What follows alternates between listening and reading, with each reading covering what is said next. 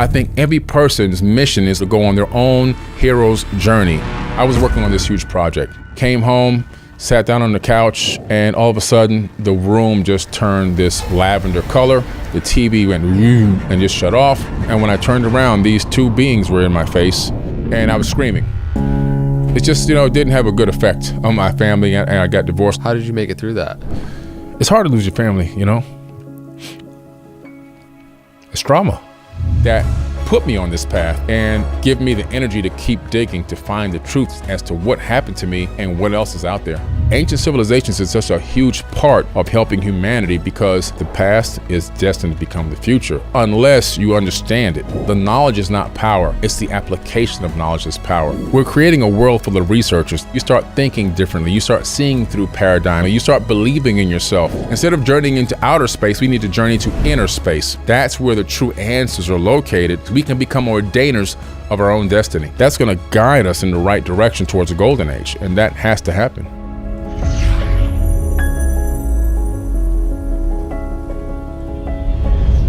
Before we jump into today's episode, if you're curious about the one thing that you can do to support this channel continuing to thrive, get bigger guests, and steward more awesome conversations for you guys, it's to hit the subscribe button. And so if this channel has provided you value at any point in your life and you haven't already subscribed, please consider doing so. Let's dive in. Hey everyone, welcome back to Know Thyself. Today we have the privilege of sitting down with an author, researcher, and founder of Forbidden Knowledge, which is an organization that aims to educate in cutting-edge ways with information around consciousness, spirituality, ancient civilizations, history, so much. He's been one of the most highly requested guests on this show. So Billy Carson, thanks for making it out. Thank you, man. I'm glad I'm here. Yeah. The both beautiful and challenging thing with you is there's so many places we can go. Right. When somebody comes up to you and asks you, what do you do? How do you explain it? I'm so curious. Oh, man. I used to give this long expose of information and just completely boggle them and boggle myself. Now I just say, I create ripples in the space-time continuum that alter future realities in the third dimension. That's amazing. I just imagine you in an elevator, somebody asking you, what do you do for a living? That response is hilarious and incredible. You have a new book coming out also, all about fractal holographic universe, subatomic world. Yeah. What would you say are like some of the top insights from your study into the quantum nature of reality? Well, some of my top insights would have to be the fact that I believe we are living in a nested reality, that this universe is just one of many in a multiverse, but that even within the multiverse, universes can be nested, meaning we may not be at base reality, that we are in this universe that's created potentially by an ancestor civilization, just as we are now creating our own ancestor civilizations in the video games like The Sims or No Man's Sky. When The Sims get AI injected into them, which is going to happen now, they're going to become conscious. And these beings inside of The Sims video game are going to start asking questions. Who am I? Who made us? What is this realm we're living in? What is this Big Bang? Is that when we turned on the game console?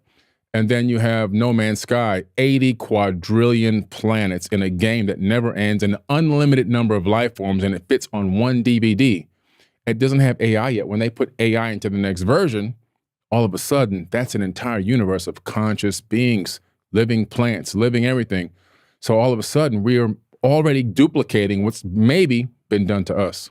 So when you look into this quantum realm and you look into the subatomic world and you see that we're vastly empty space, and you look at it through the lens of spirituality as well, what, I guess, yes, any more insights that you're gleaning from the nature of who we are and how we can operate and realize the true nature of ourselves through the insights that we garner from that understanding? Yeah, well, what's interesting about quantum physics and theoretical physics, in my opinion, some people want to keep it separate, but it actually goes together with spirituality. It goes together with philosophy.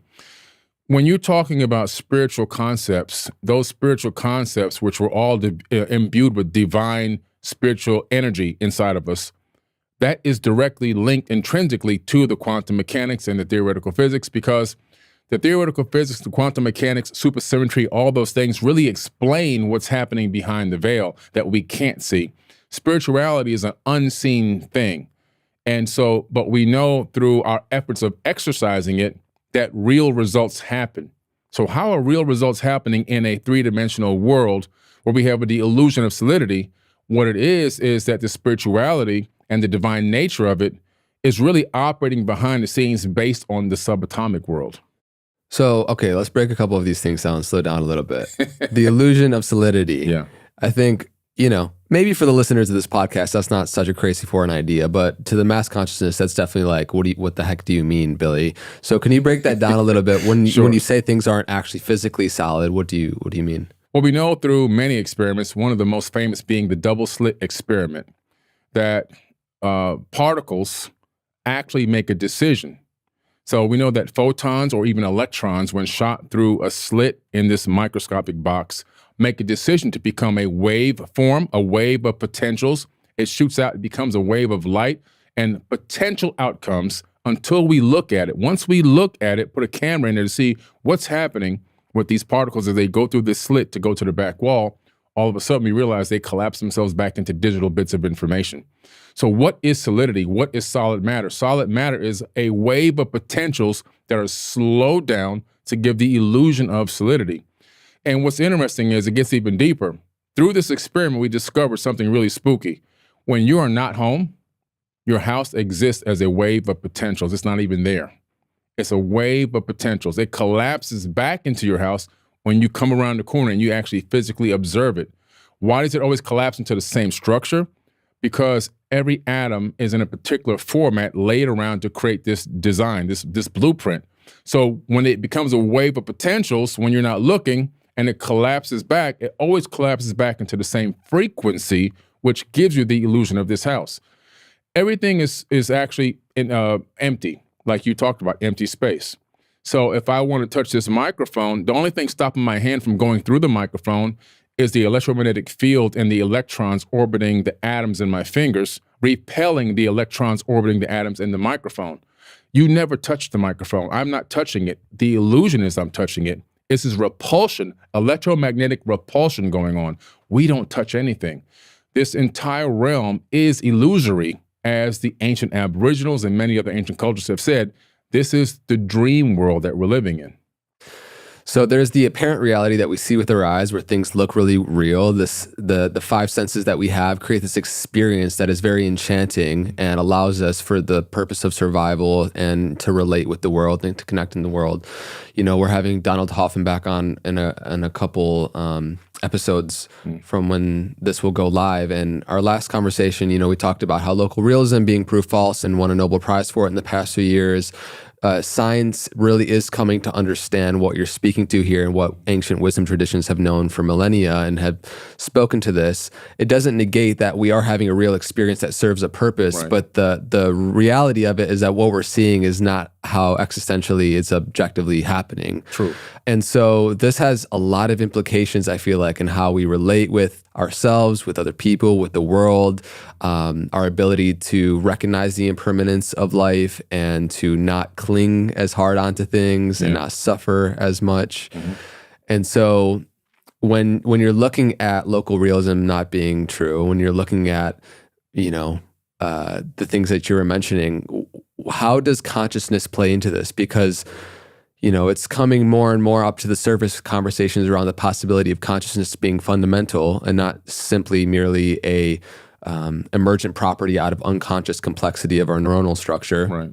So what do you think about the possibility of consciousness and how it intercorrelates with all this? I believe that, based on my research and some of the research of others, is that the human brain doesn't create consciousness. It downloads it.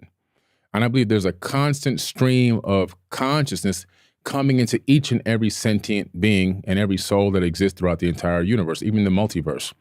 That there's only one actual radio station that's broadcasting this frequency.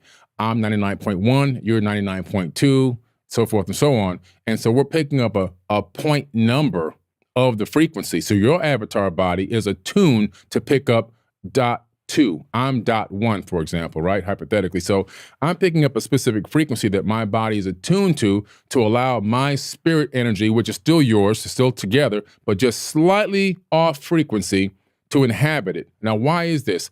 I believe that the universe itself is imbued with divine energy that has split itself into Googles of entities so it can experience itself subjectively through many different life forms. Not even just life forms, but even as atoms in this microphone, because the atoms in this microphone have electrons, and those electrons make conscious decisions based on observation. So that means even the atoms in this microphone are conscious, which means that everything is actually conscious. So this entire realm, to me, is a data collection proving ground where our souls are here to experience this realm, to collect information and send it back to the source. And if you look at the as above, so below aspect from the Hermetic principles, what we're talking about is look at your mind. Your mind is encased in complete darkness, your brain, right? Your brain is in complete darkness. It knows nothing, but it has friends. It's sensory perception system, tasting, hearing, touching, smelling, feeling, right? And so it says to his friends, hey, I need to understand what's going on outside. Can you collect some information? So the friends go out, they touch, they smell, they taste, they listen, they see. And what they do is they collect data. Now the friends, they can't understand the data they're collecting. They can collect the data, but they can only transmit an electromagnetic frequency via the nervous system back to the brain. The brain takes that data that's encoded on that nervous system and de-encodes it and actually projects a hologram as to what's going on outside. And then we navigate through this realm based on a holographic projection on collected data. Now you scale it up from the micro to the macro. The universal consciousness may be doing the same exact thing. It may be utilizing us as portals to be able to collect information. What is it like to be Billy Carson? What is it like to travel an hour away from a hotel and sit and do a podcast to talk about contemplating what the universe is all about, you know, and all these incredible things? What it's like to travel to Egypt with you and experience the Great Pyramid and all these things and meditations and all these incredible things. And so it's like it's trying to collect information so that it can learn just like we're learning. It's the same thing, micro to macro, as above, so below. I believe that's exactly what's happening. It's a really pivotal realization to see how the beauty, the intelligent beauty that is this universe expressing and fracturing into all these different experiences called Billy, called Andre in this form, and how that invites a level of curiosity when you're engaging with people, with strangers, people across the world, people you meet online, people you meet in the physical reality, and how we all have our unique conditioning, trauma, but brilliance, gifts, insights, piece of the puzzle of the awakening planet, so much. And that invites a really unique lens to look at individuals through, I think, as well. I've heard you talk about how, you know, God, if you want to use that term, which we are really shifting from this, you know, visual of this like religious sky daddy figure to a deeper understanding where science and spirituality merge of what the nature of God is. And that we're on a data collection mission. Yeah. The amalgamation of all the different facets of perspectives that we hold come together to make a greater, grander truth. Now, if God is a frequency and our job is to tune in, talk a little bit about that. Okay. Yeah, I think that people, I'm glad you brought this up because I think people keep, just through the programming code that we've been giving for so long, they believe that there's this God, like you say, this God that's a physical male energy that's got a white robe on and a magic wand. Bing, I'm going to allow you to win your game tonight. Or bing, I'm going to let you win the lottery. It's not really like that. I mean, you have people praying to win wars. I mean, there's no universal creator that's flying around through space going, you know what, I got to have these people win a war right quick. Let me go back and ding. So I think that we have to understand that God really, what is God? What is the essence of God? Well, you look at the fact that the universe is a source of unlimited untouched energy. Like every single Planck unit within space-time is an unparalleled amount of actual raw energy. I believe that is the source energy of the creator itself, and that we are to tap in, and that this energy, like anything else, is also a frequency. Now, that same energy that exists all around us on this energetic grid, if you believe, or are you a proponent of membrane theory or string theory, that same energy that is all around us is also inside of every atom inside of our body. And that also that energy is even in our spirit, which is being beamed in and encapsulated in this avatar body temporally while we, navigate through this matrix for a period of time during the time that we're here to learn. And so it's really incredible to see that All these aspects really culminate and come together and show us that we are God and God is us, and that we have the ability to tap into the true power that's already inside of us. Instead of journeying into outer space, we need to journey to inner space. That's where the true answers are located, and that the power that's in us is so great and so grand. It's the same exact power that created everything we see in the known universe. And I think that we've cut ourselves short in thinking that we don't have any power, that we're useless, that we're hopeless, that we have to beg an outside source, and not understanding that we can go inside and we can command our realities. We can become ordainers of our own destiny. This is all incredible, like, knowledge. And as you start to hear this information, I'm curious on your own path, when you start to explore the nature of consciousness and you start to see, first off, how much you don't know, but then how interconnected everything is, how has it personally transformed you? And what are, like, the implications of this understanding about consciousness being infused in everything and how you've lived your life? It gave me a complete awakening when I came to that full, total realization, because imagine that you realize everything is conscious. Now you're going to treat everything with respect and dignity. Reverence. Right? Reverence, right? I'm going to treat this microphone like it's got real, true value, not just value that because it costs money, but that because it's alive. That we didn't make the microphone, we just stacked the atoms in a particular format so that we can utilize it as a tool, but the atoms were here and created from the beginning of known time. So we don't make anything, right? We only stack atoms in a particular way like Legos. But the fact that each one of these is alive lets me know, treat this with respect, reverence, dignity, cups, glasses, our clothing. You know, I remember I was coaching USSSA and AAU basketball, travel basketball, women's basketball back in the day. And I went to a coaches conference where we had all these players come to perform in front of college coaches in the hopes of getting a scholarship. And one of the best players in the gym was in there, and she was destroying everybody and everyone. And when it came to the break in between games, she had her tote bag and her clothing, her gear, and she was dragging it through the gym. The coach standing next to me, which is one of the better schools there, she said, I got to scratch her off my list. I said, what's going on, coach? I mean, she's good. She's like, yeah, but look how she's treating that bag. I don't want anybody in my program that's going to treat our equipment that way. No respect for the equipment. Imagine if she had the knowledge, though, that that bag was conscious. So I think it goes even further beyond. That's a very small metaphor, but on a grand scale, everything and everyone, you have dignity. When I went to Cambodia a few years ago for my first time by myself, I wanted to talk to the monks. And the monk was like, the guy was like, you can't just walk up to these monks and talk to them. They have to call you over, and they rarely do that. Oh, the monk saw me and actually called me over. So I go over, and there's little monks out there. I didn't know they started off as little kids, and they're cleaning and they're sweeping. And I'm like, everything looks clean already. What are they doing? And he said, we must clean to perfection. He said, every single day, our main goal is to obtain perfection, even in taking out the garbage.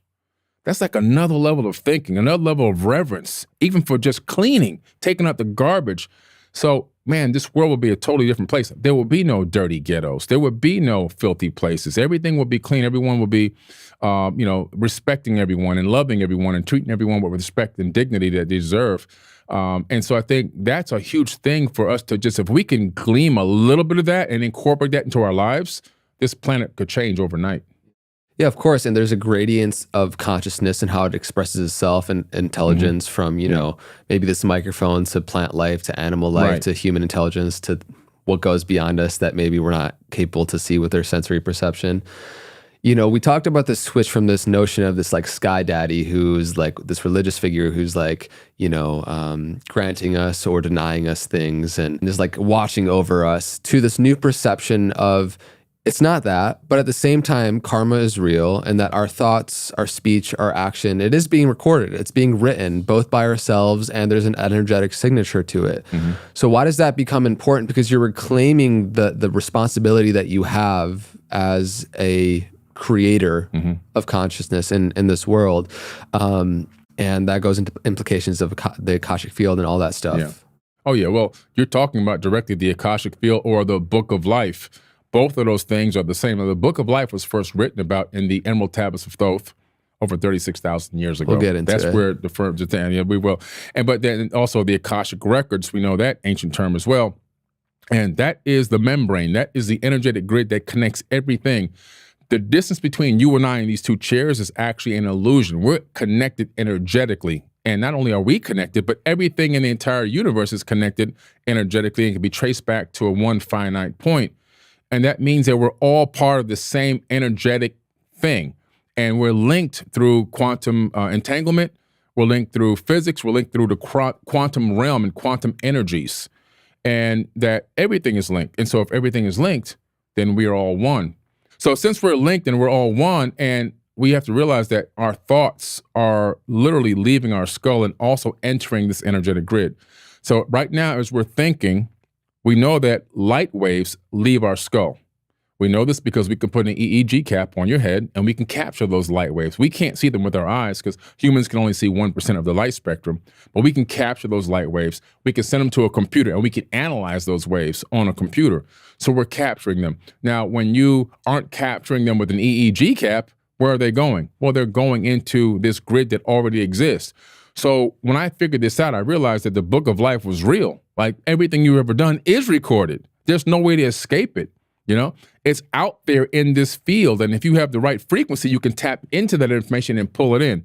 I think also a lot of times we get these great ideas for inventions and so forth.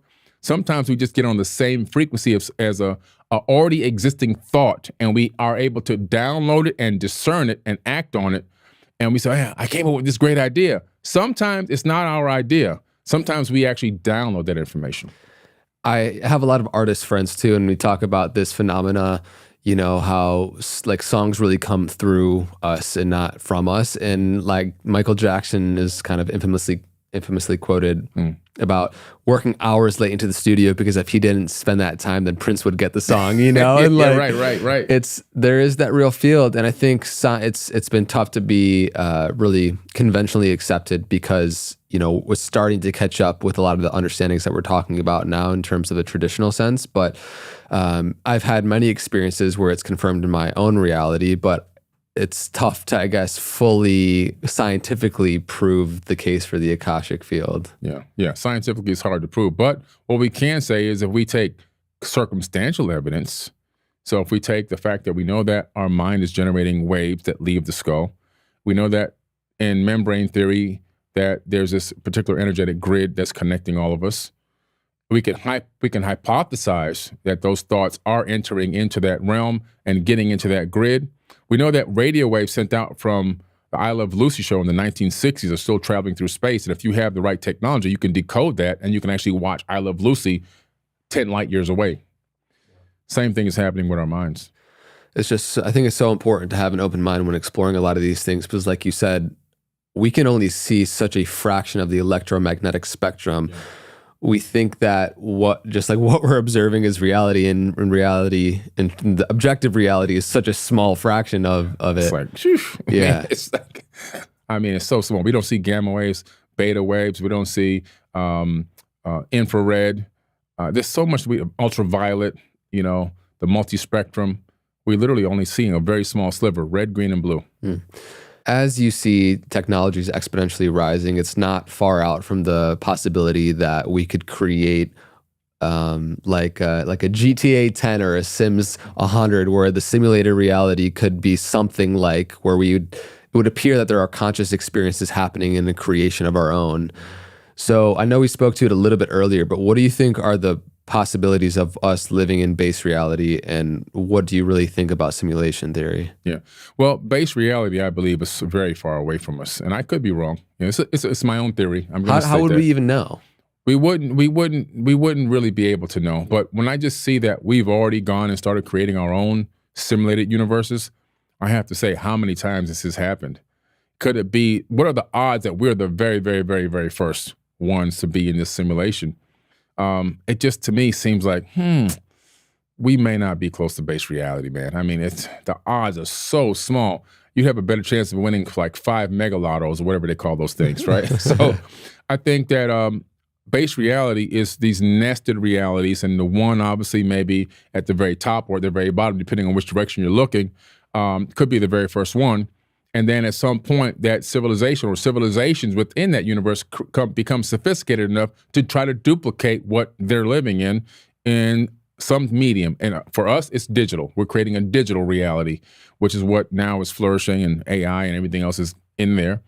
I think eventually it'll get to the point where we can even inject ourselves into that artificial realm. Now, right now with VR and AR, we can kind of do it, but I think there'll be this almost like an avatar experience where we really are transferring our consciousness, symbiotic linking to the reality of that realm and experiencing it as if we're really there, not like we're, here kind of walking around and bumping into walls with these funny glasses, but actually being in the full simulation, kind of like, quote unquote, God descending from the heaven into into reality. And maybe they will think we're gods in there, How does this tie in with our understanding of multiple dimensions and parallel universes? Well, the multiple dimensions exist within this one universe.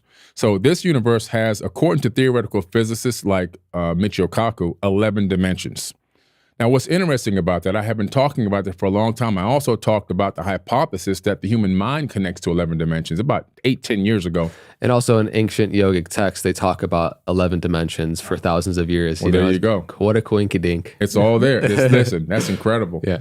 And then just 3 years ago, the Brain Institute came out and said the human mind is connecting to 11 dimensions. So it's just like the chakra, I mean, it's chart. It's just going straight up. We're connecting in every single dimension consciously. And so we have that. So our universe is multidimensional. And every thought that we create in our minds to even build something like this microphone starts off in the multidimensional platform. First, somebody sits down and they think about what would a microphone be able to do? Now, that's floating around in higher dimensional thinking. And then you collapse that into 2 dimensions by drawing it on a piece of paper or putting it into a CAD design, computer-assisted design. That's still 2D, even though it looks 3D.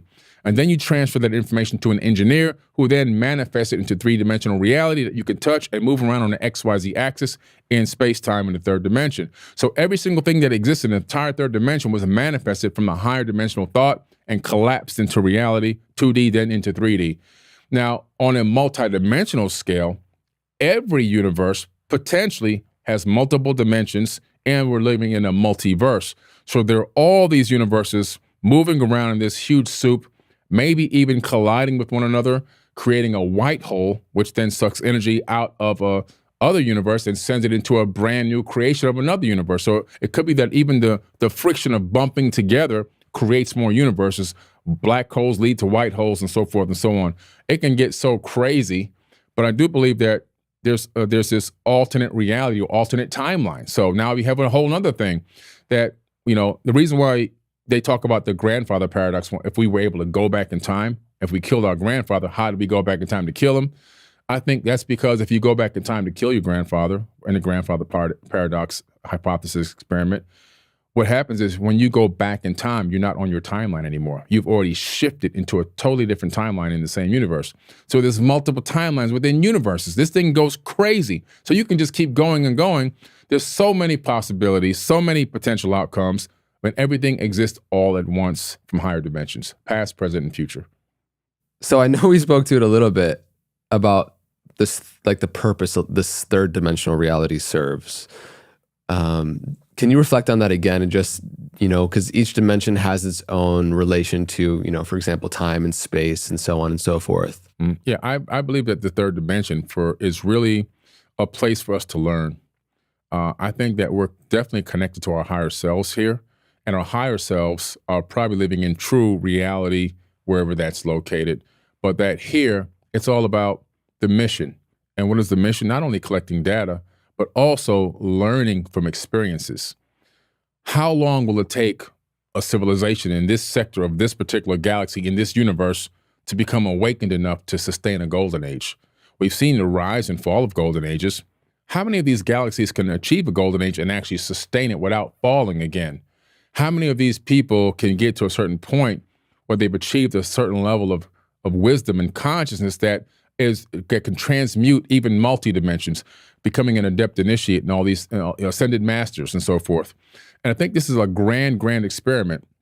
So when you look at it, it's like, wow, being born again, for example, right? A lot of people think that's when you go and you're giving yourself to the Lord and you're getting baptized and all of that. But I really believe that it's about being here in this third dimension and figuring out what you did wrong and understanding where you made your mistakes, looking at those mistakes, analyzing them, learning from them, and learning how not to repeat those mistakes so you can become a better person. And every day our goal is to become a better person a little bit at a time, every single day, trying to work towards perfection. Not that we can become absolutely perfect, maybe it's a possibility, but working towards that goal. But you'll see over time, those little tiny pieces of effort every single day, when you look back, you'll be able to say, wow, look where I came from a year ago, 2 weeks ago, a month ago, whatever it was. You can realize that I've grown consciously since then. I've been born again through my own spirit. I've actually learned from past mistakes. I've realized them. I've created changes in my life to make myself a better person, and I'm moving forward. And I believe that's the path that we're on. How long can it take before a certain number of people are able to realize this and move towards those different levels? I believe when a certain amount of people get to that level, it's going to spark a sustained golden age, which is the ultimate goal. I believe that is the ultimate test of the third dimension. I like the way you kind of broke down just really it's the path of purification. This is the Know Thyself podcast. We're really focused on how, first starting on an individual level, that path of purification of our mind and our body, we start to realize the true nature of who we are. And by realizing the true nature of who you are, you become the most effective steward in supporting the planet and others doing the same. Helping ultimately us all move towards a greater state of well-being, towards a golden age, like you're saying, collectively and individually. And there's that Vedic saying about truth waits for eyes unclouded by longing. And I think that we have so much conditioning and so much noise going on in our internal reality that we can't actually perceive. We have no shot at perceiving what could resemble anything even closer to reality, And so just any thoughts you have on the power of knowing ourselves, the path of that purification process? Yeah. Well, there's so much power in knowing ourselves. I think a lot of people have been programmed into not knowing themselves, like you talked about, because, like I say, when you're born, you're given a name, a race, and a religion, and you spend your whole life defending a false identity. Most people have no idea who they are. Who is Billy Carson? I mean, I didn't give myself the name. Somebody gave me that name. Why is Billy Carson in this religion? Because somebody gave me that religion. Why do I have these particular beliefs and traditions? Because somebody gave them to me. From the time I was a little tiny kid, I had no say in the matter. And I had to grow up with that, and I had to then project that. I had to also defend it, and then I had to pass it on to somebody else and force it down their throats as well. So when do we break the generational curse of being programmed to not know who we truly are? I think every person's mission is also to go on their own hero's journey within to figure out who they are, what are they about, what are my passions, what do I really love? Let me question some things in my reality that I may not even be comfortable with, not just blind faith, but to question things and then look and do research into those things so I can then maybe figure out what might be a better path for me. I think ultimately that will lead people into finding out their true self-value, finding out what they're passionate about, and learning how to live within their passion. When you live in your passion, then you're really getting to know yourself. You're honoring yourself, right? You are really now living within what your body is even vibrating at. When you're not in your passion, everything is dark. You're always frustrated. You're always mad. You're depressed. You're angry.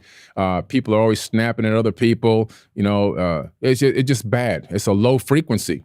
But when you finally dig into yourself and say, man, I really need to find out who I am and go on that hero's journey within, wow, life just changes. Everything becomes so fun.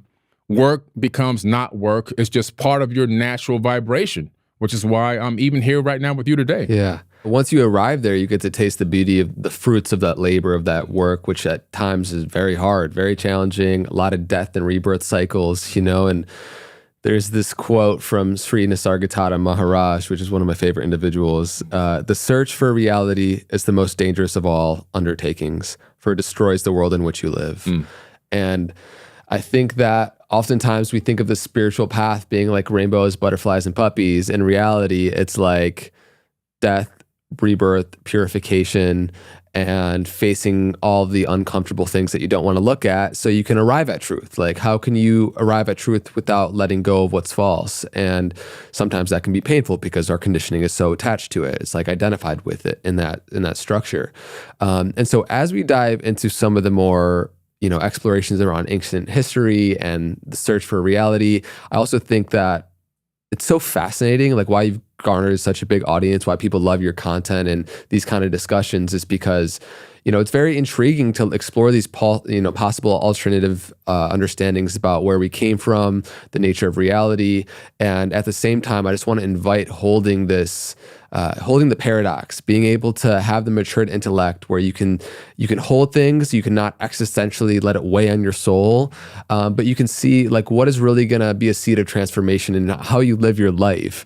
And with that understanding, we can go explore all these things around the Emerald Tablets and ancient civilizations and everything, because they, I think, do point at very interesting things that can be helpful for us as well. But yeah, I just wanted to share that, and anything else you do before we kind of start going into this next phase of the pod. Yeah, I would just tell people, look, man, just really, really take some time to get a sheet of paper out and draw a line down the middle and write on the left side all the things that you're passionate about. Just keep thinking for about an hour or two.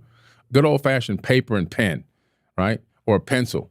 And then on the right-hand side, organize them in the order that you would deem to be the order you would say, if I had this opportunity to do this first, I would do this first, and this second, this third. And write that list out, and then start really meditating on that list and see which things begin to resonate with you, and see which things already exist within your life that will allow you to achieve some of those things a lot quicker maybe than others. Some you may have to learn. Some things you may intrinsically already know. Some you may have already done as a hobby. And then find a way to find a need for those passions in the world. Research those particular things that you're passionate about doing or being involved in, and see who needs that in the world. And then see how you then can provide that need to the world. And when you do that, that's a great energy exchange. You're going to feel great. And the side effect is going to be money in your bank account. I love that. I was just actually in Hawaii yesterday, doing a long car drive with a friend, which is one of my favorite places for deep conversations.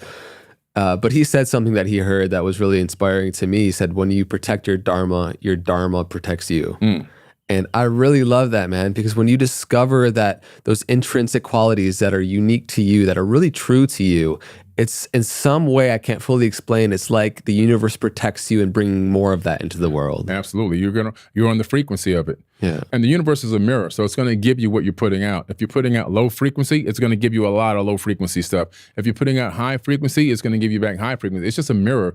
It's a boomerang. So when you're throwing out those low vibrations, it comes right back. People go, man, I have a problem for every solution. That's because you're putting out conscious thoughts with problems and issues, and you're automatically assuming there's going to be something negative that's going to happen before the outcome even happens. I'm already thinking the end before the end. I'm going to win. I'm going to succeed. This is going to be great. It's going to be successful. This podcast is going to be amazing. It's going to go viral. My thoughts are totally different, and that's why I feel personally like a lot of my stuff goes viral. When I make a post on social media, I imagine transmitting my life force energy into the button when I tap it to upload it. So I'm sending energy into the device.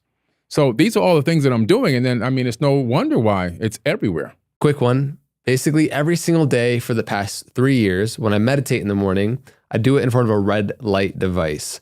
Red light therapy has over 4,000 peer-reviewed studies, many of which show how it helps with cellular healing, skin health by stimulating collagen, testosterone, sleep, mood, and so much more. I personally can feel the benefits in real time, and I think it's a great way to get healthy light in the morning before sunrise, especially on cloudy days. BonCharge is a great option for red light devices because they have the lowest EMF on the market and there's no flicker. They ship worldwide very quickly and they're easy with returns and exchanges. They also have an array of other science-backed products that you can check out. Go to boncharge.com/know thyself. That's BonCharge.com/know thyself and use coupon code know thyself to save 15% off. BonCharge products are all HSA, FSA eligible, giving you tax-free savings of up to 40%. I hope you enjoy. Back to the episode. Amazing, man. So let's start. What first inspired you to start exploring the ancient civilizations history? And in the human history, like what really sparked your interest in that first? Yeah. Well, it goes back a long time ago. 1977. So you might not have been born yet. Was not. I know you weren't. I was 7 years old already. And I was in my backyard playing in the backyard, looking up at the sky, watching the airplanes from the local private airport go over, the Opelika airport. I saw an object in the sky that I couldn't understand. It didn't look like an airplane. no wings, no tail fin, no cockpit, no windows, just an orb that kind of glowed and moved across the sky in seconds instead of minutes like a normal plane. And then it came back and it came to an abrupt stop about 250 meters above me, completely silent, and then gone. So I ran in the house. I started screaming, "I'm like, Mom, you won't believe what I just saw," and everything else. And she was like, "There's advanced beings that were here in the ancient past." And I was like, and she told me, "You got to go to Machu Picchu one day," which is why I dedicated my first book to her. Well, the next day I went to the library in my school, Rainbow Park Elementary, and I asked the teacher to go to the library so I can get the Encyclopedia Britannica, the original Google, because we didn't have computers, cell phones, beepers didn't even exist yet. So I go get the encyclopedia. I start looking in aerospace technology because I'm trying to find what I saw in the sky.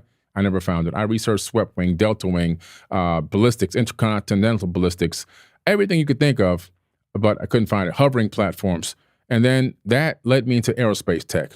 Aerospace tech led me to all different types of technologies. It became a passion of mine. And then one day, after having this weird experience, I ended up looking online and finding worldwidetelescope.org. And in there, I discovered that all the space probe data exists in this online platform. When I went in there, I started looking at Mars and Mars panoramas. Okay, then Spirit rover, Opportunity rover, McMurdo Valley. And now I'm inside the eyes of the mast cam on the rover, and I can zoom in, zoom out, pan left and right. And I start seeing anomalies that look like broken pieces of what I would consider to be technology, machinery. Some things look like structures that I know I've seen in ancient civilizations reading books on Earth. And I was like, what in the world is going on? That led me into making a hypothetical connection in my mind. Could this be part of Earth? Could Earth have somehow, people from Earth have been on Mars? That's how it started. And from there, I started diving into ancient sites and traveling the world nonstop and making these connections and looking at anomalies. My team that I put together, it's called the United Family of Anomaly Hunters.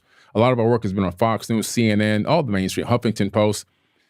Over 1 million downloads of these images from the space agencies and over 60,000 anomalies documented, things that shouldn't be there, and then being able to correlate them with things that we've seen here in terms of rundown structures, broken parts, even ancient buildings or ancient structures that are kind of weathered or flooded. And I said, man, and this has to be a link. And then that took me into ancient tablets. So I got into tablets and I started seeing the tablets were talking about people living on Mars. And I said, oh my God, this is the connection. And then from there, I just dove in, head first. I was going crazy. I mean, I must have devoured, I don't even know how many, well over 1,000, different tablets, inscriptions, papyruses, cylinder scrolls, ancient texts from all around the world. Then I started going to speak with indigenous tribes, wisdom keepers, sages. I just didn't stop, man. I just kept going 38 times now around the planet. And that's where I made the connection. That's how I got into ancient civilizations. Wow. By seeing something in the sky. So we have these experiences in life that really our pattern interrupts and push us beyond our current paradigm that we can't explain, that pull us towards, I feel like, what we're here to explore and share with the world. And that's so very much your case. I know you've had many experiences traveling the world. Is there any particular profound experience that sticks out that really solidified your desire to make this your life's work? Well, I know there's been many. Yeah, there's been a few, but one was the outer world experience. It was really the one that the thing that triggered me into looking into Mars in the first place. So I would just tell you, but there was a situation where I was working on this huge project. And I bring this project up because I think the project is somehow linked to this experience.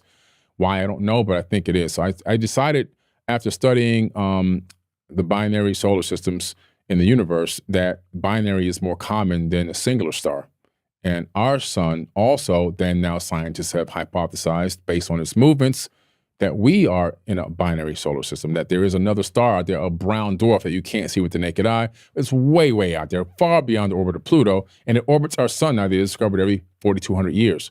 But at the time, I didn't know that. This is new science. Back then, I just knew that through the precession of the equinoxes, our sun was speeding up and then slowing down. And I said, what can make something speed up by 2,000 years? It must be breakaway speed. To catch that breakaway speed, to go around and orbit something. And so I thought that was linked to a lot of ancient texts that I saw that talked about these cyclical catastrophes. And I thought that these catastrophes were linked to this additional gravitational field. So I decided to build this underground shelter system called Fort Terra Nova, which I did. It was on the History Channel in Countdown to Apocalypse years ago, back in 2013, I believe it was. And it can save the lives of 360 people underground. It's about the size of 3 Walmarts. It's not a small place. It's huge. It's powered by a turbine diesel engine. Unfortunately, I wish I could get something else, but I didn't have any other tech at the time. That's what this one is powered by. And it's dome structures underground, townhouse living underground. That I had left that particular project that day. I came home, sat down on the couch, and I was just watching ESPN. And all of a sudden, the room just turned this lavender color. The TV went whoom and just shut off. And I thought my kids were playing a joke on me. So I looked over my left shoulder because the boys lived on this side, the girls lived on that side at the time. And nobody was there. And when I turned around, these 2 beings were in my face. The chair was maybe about the same height as this chair I'm sitting in now, so they couldn't have been more than 4.5 feet, maybe tall, because I'm about 6'4".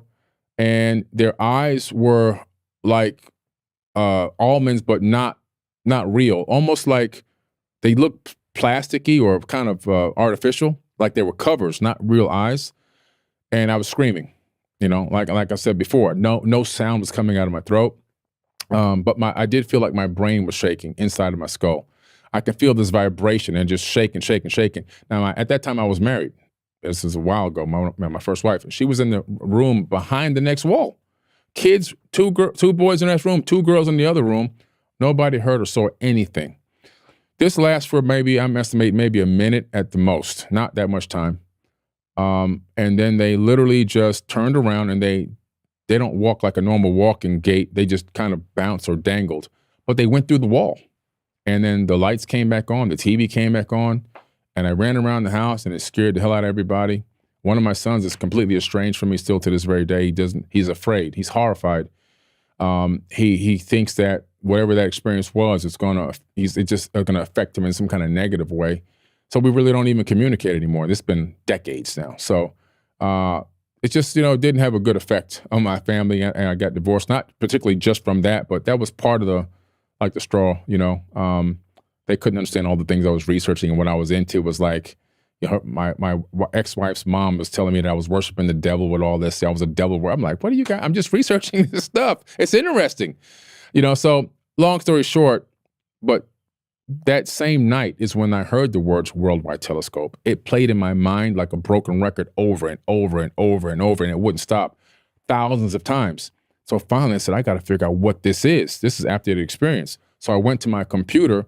At that time, the Google wasn't famous yet. It was excite.com. So I typed in excite.com and I went to Worldwide Telescope. And the first search result is worldwidetelescope.org, which is still open today. You can still go there. You can still go in. Now, back then you had to download the software. Now it's HTML5. You don't have to download it, or you can download it depending on what you want to do. And then you can look at all the space probe data. You can go into the different Mars rovers, all the missions. You can go to the moon. You can go to different star systems within our known universe. It's all in there. Huygens probe data, it's all in there. And that's really what eventually led me to Mars, which led me to seeing sites that looked like they matched stones in Peru, which made me want to go to Peru after my mom told me that. She said advanced beings were in the tops of mountains in Peru in ancient times. This is in the 70s, she told me this. And I said, I got to go. And that started the whole journey into this ancient civilization thing. And that was one of the most memorable moments in my life that put me on this path and has kept me on this path. And in some ways, give me the energy to keep digging to find the truths as to what happened to me and what else is out there. All right. I wasn't going to go all day, but no. I'm glad you did, man. I need to unpack this. Like, that's what you just said is wild. So you're sitting in your room with the TV on. Yeah. The room starts to turn lavendery, and then you turn your head from looking back, and then these beings appear, or you see them walk in. They're there. No, I mean, I look back. Hey guys, stop that! And when I turn back, they're right here. Instantly. And how far away from your face? Like maybe 8 to 10 inches. Whoa. Yeah. So like 2, and there were 2. Yeah. Were they like gray? They weren't skin? gray like a gray. They're still kind of almost They like looked like a typical gray would look, like the gray they alien? had the similarity between what you see in movies, almost like that. Almost, not exactly like the typical one, but it's almost, whoever started making these things, somebody saw something because it was so close. Slight differences. A slit, though, for a mouth and little tiny holes for ears. Had you seen movies or imagery or anything with beings that looked like that prior to that experience? Well, just the typical gray aliens that you see from time to time. They weren't exactly like the ones we created. They have a slight few differences, but their skin, the skin that was looking like on their face, it looks, again, it's hard to explain. It's like almost like plasticky, like plastic or something, or some kind of artificial material. I don't know. Maybe that's some type of sleeve over there. I don't know. And then, but the body definitely had some type of a suit on, and the suit was slim body fit. You can see it because it had a little bit of an edge, right around the neck, that let me know that maybe that was the outfit that they were wearing. I can only assume that unless it's part of their body. So, what do you think are the top couple explanations of what actually happened in that moment? Whether it was these like real beings that you perceived, was there some sort of possible like paralysis experience with your consciousness recreated something? It's so open to speculation. I mean, it could be that I had a real, encounter of the fourth kind where these beings really showed up and engaged me in some way, shape, or form. They didn't speak to me in anything that I could understand, but they left me with that thing playing in my head, because that didn't start until they left. Or maybe it could be some type of a multidimensional interaction that happened with me, which is why nobody else can detect it but me. Maybe they got into a specific frequency within my mind. I know that the U.S. military has a device called the active denial system. It can broadcast words, sounds, even images into your mind, and you can see and experience. It can make you feel like you're on fire. It can make you feel like you're in pain. It's to deflect people coming to attack. It's this frequency beam that they send out. I talked about it in my book. And or maybe it's sometimes something just happening, maybe a level of psychosis. I mean, I don't know. I mean, I have never taken psychedelics or anything, to be honest with you. I don't smoke marijuana. Not that there's anything wrong with that. I just don't do that. I don't drink any alcohol or liquor. I drank 3 beers when I was 17, and that was it. And I never liked it because I got sick for 3 days. So I said, I'm done with that. So I don't know what else it could have been. I drink water and coffee and tea. So I don't know. It could have been, but it could be.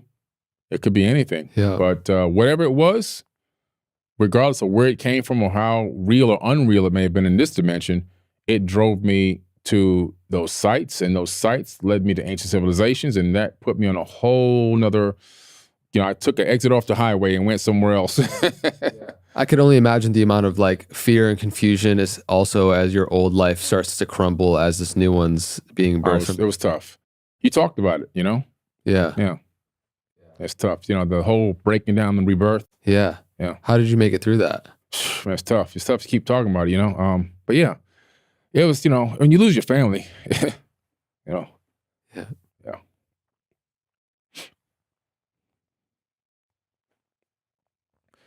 It's hard to lose your family, because it's like if you have a pod of dolphins and you take one dolphin away from the pod, people don't understand this, or killer whales, you take one dolphin away, even just one, the whole pod suffers forever. And it's trauma. Man. That's why I try to go around that one. Yeah. No, tough. but that's real. It to me just brings forth so much sincerity and genuineness to your story, because why would you want to manufacture any of this? Like when there's so much pain there, right? I know. Yeah. It's like going and doing shadow work, and I still have to work on this because it's really in there, and it creates triggers and everything else. It's an ongoing process trying to work this out, and being able to just get to the point maybe where I can talk about it without having an emotional outburst is just so tough, bro. It's just really, when you love your kids, and when one doesn't even want to text you or see you or anything else, it's kind of like, man, wow, and so it's something that like it had so many blessings with it, but at the same time, it's a blessing and a curse in some ways because, like you said, it's the breaking down of one reality and the rebuilding of a whole nother reality that I'm in now, and I just wish I can get them to see from my perspective, my eyes, to just take a look at some of the research. But The majority of them, not all of my kids, but two of them work for me, so that's nice. But just a few of them, they just don't see, and I'm not going to force anything on anybody. Right. That's just not my method, my style. I never put my own thing on anybody because I don't want to be the one that becomes the dogmatic ideologic person that's forcing something down your throat. Everyone took their own path, and and they're still on their own path, and that's what I believe is the best for everyone. Because there's 101 ways to enlightenment. I just feel how your path is unfolding now, and as difficult as it was, I'm like, do you feel like you would change anything because of where it's led you? There's a certain amount of. I believe that this is my destined path. I'm so passionate about it. It does hurt, I realize, but every individual person's on their own journey. So when I had to look at it from that method, it allowed me to take a little bit of a step back and realize it really ain't about me. It's about, the mission here. I could still love everyone. I can still love them. I can still reach out to them. I can still try to support them in any way I possibly can, even if it's just consciously. But at the same time, I feel like my true mission was revealed, and it's to bring this information to the world, not just about ancient civilizations, but also about every aspect of reality, which is why I talk on so many topics, is because I believe that there's so many areas of consciousness.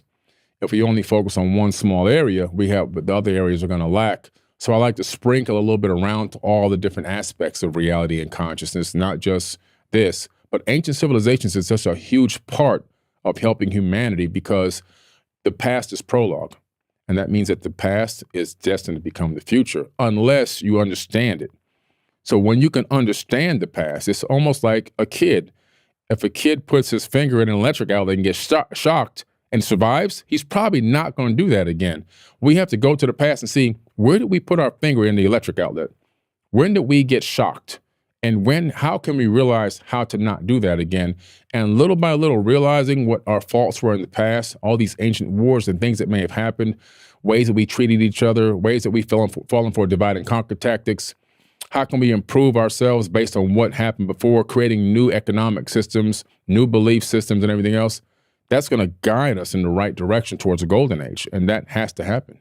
Amazing. So first off, just again, thank you for your vulnerability in sharing. I know it's difficult to relive that stuff emotionally, and it did lead you down this path to exploring all these ancient creation stories and tablets that it's what's really interesting to me is when civilizations and tribes from completely remote places that have no way to communicate to each other arrive at creating similar pyramids, structures, patterns, stories, and in ways they would be able to, again, communicate. And so let's start with the Emerald Tablets, because I would love for you to reflect on Hermes Trismegistus, who this individual was. What is the legitimacy of the Emerald Tablets and what they say about the creation story? Mm-hmm.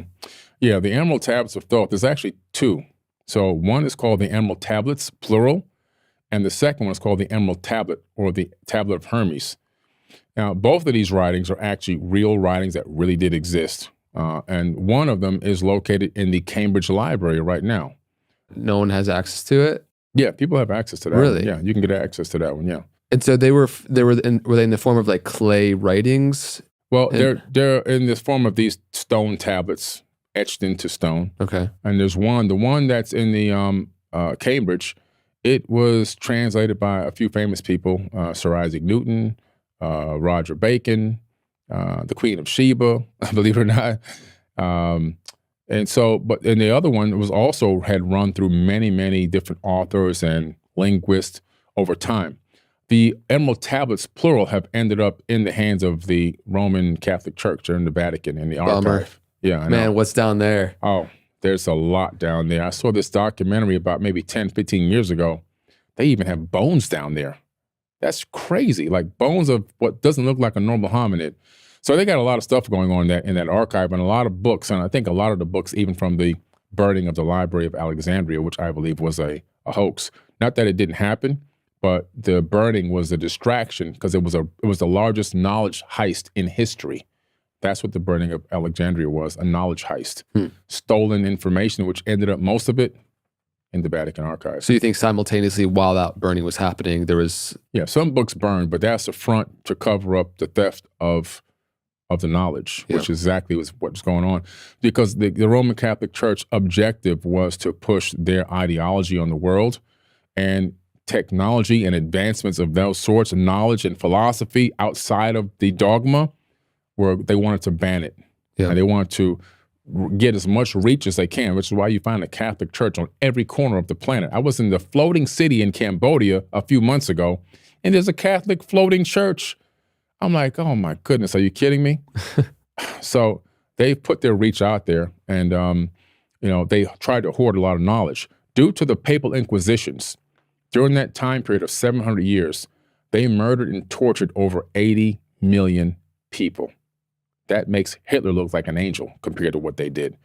80 million people over 700 years, ordered by popes. And that was all about suppression and oppression of advanced thinking, philosophy, technology. Scientists had analyzed some of the technological advancements, even of the Arabs, and discovered that we would have been on the moon in the 1800s if it wasn't for the Inquisitions. That's incredible. So we've really been held back technologically and spiritually and emotionally and even consciously because of the religious dogma. So they've hoarded a lot of knowledge, and that's the tablets are real. When you start breaking the tablets down and looking at the time period, even if they were only, let's say they were only 100 years old. All right, let's say they were only 100 years old. Well, guess what? The information in there is more advanced than anything that we've discovered to date. And some of the stuff was just recently discovered. Like, for example, in the Emerald Tablets of Thoth, they talk about creating solid matter from cymatic frequencies and photons. Now, that wasn't done until about 3-4 years ago in a laboratory setting. They used cymatic frequencies and photons and finally manifested solid matter. Which most people aren't even aware that actually happened a few years ago. Exactly. I mean, the active denial system, that was only built about a decade ago. That's the beam that has the ability to freeze you in your tracks and repel you, make you feel like you're on fire, put voices in your head. They have a tool like that, a technology like that in the Emerald Tablets. So how in the world is this happening? Also in the Emerald Tablets, the ability to transfer your consciousness from one body to another. Now, the 2045 project, 2045.com, Ray Kurzweil, they transferred a monkey's consciousness into a computer years ago. Now they're working on the next step, which I think it passed because 2015 was the next one, a human mind into a robot. And then by 2045, which is the ultimate goal, a human mind into another avatar. 2045.com. That's also in my book, Compendium of the Emerald Tablets. So Ray Kurzweil is like the founder, right? And yes. he's big proponent on transhumanism and singularity and all that. Yeah, exactly. So wait a minute. So where's all this tech? All this quantum physics that's in there? There's so much. I can go on and on and on. And I talk about this in the book. So if it's 100 years old, this person must have had a 500 IQ, whoever wrote it then, okay? Because a lot of the stuff was just discovered or finally being entertained in laboratories within the last decade. Right.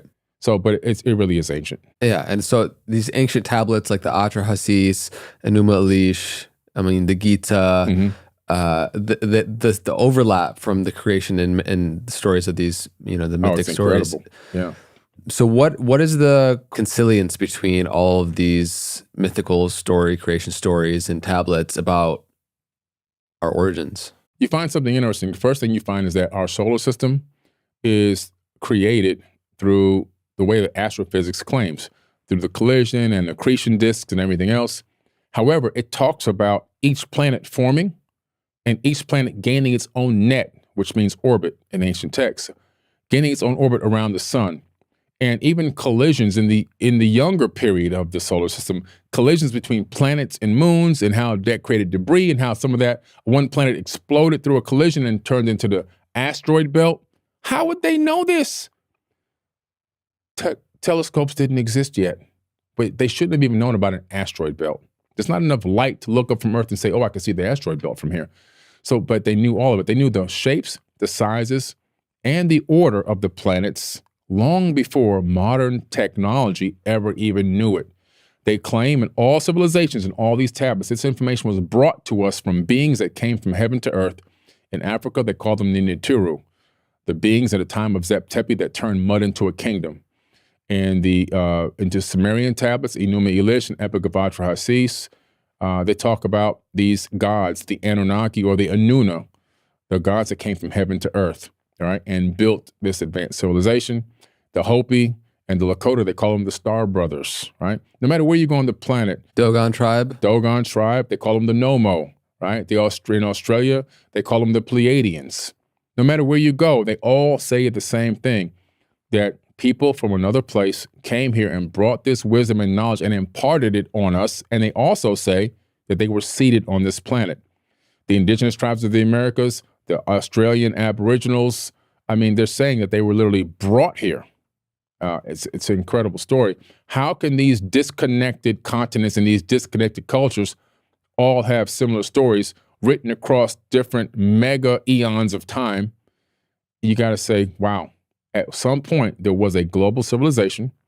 That civilization, in my opinion, was the Atlantean civilization, that these Anunnaki people were advanced beings. Anunnaki only means from heaven to earth, from space to here.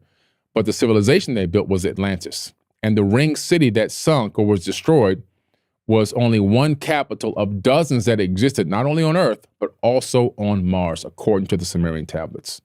So, like the Enuma Elish, the ancient Babylonian text, which dates around 700 BC, I believe, to these other texts that you're mentioning, having these similar explanations of these beings that came down here. Mm-hmm. Can you, in the most articulate way, describe what the conventional understanding of human civilization is in terms of like what's accepted versus, what happened a couple 100,000 years ago with this creation story and how they obviously differ? Sure. What's accepted by 75% of the planet, actually more than that, a little bit now, actually 85% last time, 85.2% of the planet, is that about 6,000 years ago, the Earth was formed. And people were... I guess that's crazy. With what? Just like the Catholic Church, Christianity, even Islam, Muslims.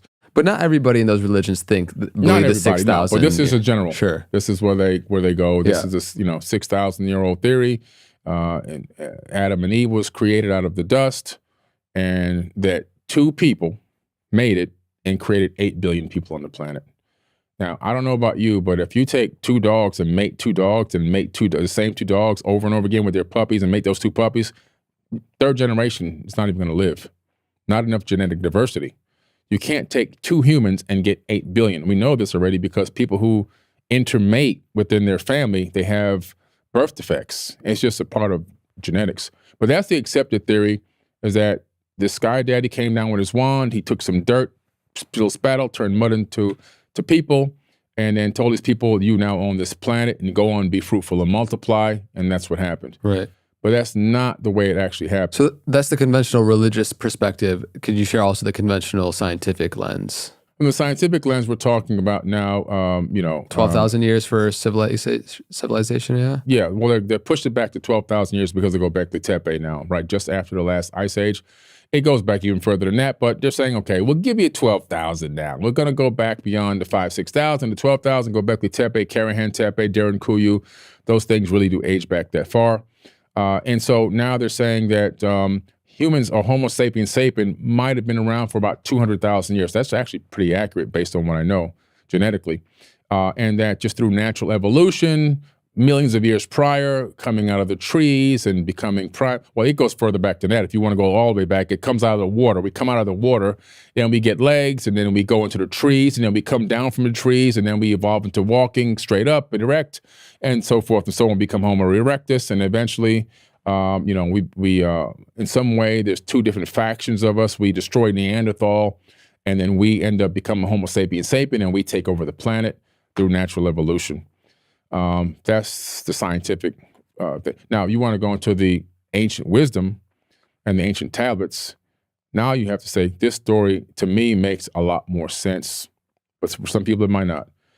The tablets talk about the fact that advanced civilizations had already been built outside of this planet. They went to war with each other in a sector of the sky called the Pleiadian star cluster. That grouping of stars has thousands of stars and hundreds of planets. Imagine a planet is being destroyed, because they talk about destroying actual planets in this text. And now some of that debris could be coming your way. You've got to get off your planet. I believe this is the first occurrence of space refugees. People that were looking to flee that region of space and look to create breakaway civilizations on other planets, which is exactly what we would do on this planet if we had the technology to do it. So Orion, Aldebaran, other stars, they go, the Sirius A, B, and C, where the Dogon talk about the Nomo coming from, Earth, and even one planet named Nibiru, which I believe was a planet orbiting a brown dwarf star. And they created these breakaway civilizations. Now, according to the text, they were here doing the work themselves. The work was building cities, creating the civilization. They worked about 250,000 years without interacting with human beings. We were already here. Our cousin was here, a version of Homo sapien, not Homo sapien sapien, but a version. There was going to be a war because these beings called the Igigi in the text were angry that they were doing all this labor and these other guys were just sitting back relaxing, and they were like, this is too much work. We need a break. And they weren't even given a break. It's like if you're a master architect and then you have a foreman, then the foreman has the actual construction guys. So these were the construction workers, and they were volunteers, but they felt like they were turning into slaves. So they decided to fall from heaven to earth because they came from Mars down to earth. They were working on Mars at the time to go to war against God, who was God Anu, the head god of these beings. That was in South Africa at a place called Adam's Calendar. They encircled his campus in the Epic of Atrahasis, and they said, we're going to go to war. And then Enki came up with an idea. He said, look, I have an idea. There's an existing being on this planet. We can add our essence to it, and we can get it to bear the load. And they were like, okay, this better work, man. And by the way, we want women. We're taking women back with us. This is where the sons of God mated with the daughters of men and gave birth to the Nephilim. So they took some women and went back with the women. And from there, we have the situation now where we're seeing the first cloned version of a Homo sapien. Now, in the beginning, there was no Adam. This is way before Adam. They're making these people, and the cloning technique is at the Temple of Karnak in Egypt, where you and I were just at a few months back. And I take people to the Karnak and I show them, it's right there in plain sight, the exact cloning technique. And even Muhammad Ibrahim, who was our guide, he also has the same exact story. He tells you the breaking down of how these people were cloned. Now, the cloning problem was the clones couldn't mate and create themselves. So they had to keep making clones in these Hathor birthing houses. Eventually, Isis says, I'm going to take one of these eggs and put it in my own womb, and I'm going to take it to term. So she gave birth to the first Adamu. It took her 10 months to go to term, and she gave birth to the Adamu. The egg from one of the hominids, put it in her womb, in vitro fertilization back in the day. Boom, 10 months later, we got Adamu. There's a cylinder scroll with her holding the baby up saying, my hands have made it. And that starts the generations of Isis, which is the Genesis, the Genesis. That's the book of Genesis in the Bible. That's what it is, the generations of Isis. And from there, they said, okay, let's mate him with the clones. Didn't work. Damn, so we got to get some DNA out of him. Let's create an Eve, mate them. Oh, we got it. Now they use the same technique of putting in the womb, in vitro fertilization, creating more Adams and more Eves.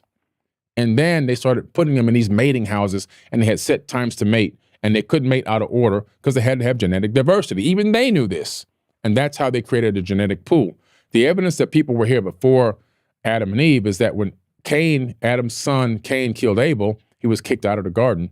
And the first thing he says is, the people out there will kill me. Well, what people? There shouldn't be any people out there. And God says, who's actually Enlil, Yahweh in the Bible, he says to him, I'll put my mark on you so they'll know you're mine and they won't touch you, like a genetic marker. So he goes out there and he says, by the way, when you go out there, you'll find a wife. And he found a wife. And that starts the whole Canaanite tribe, you see? So that's the story from the text. And I think, to me, that story makes a lot more sense just based on my research into cargo cults and what happens when a more advanced civilization meets a less advanced civilization right here on Earth. When we went to the atolls and in the South Pacific and took nuclear weapons there, and we showed up to these islanders who had never seen airplanes and tanks and submarines and people with hats and gear on and guns, and those people worshiped us.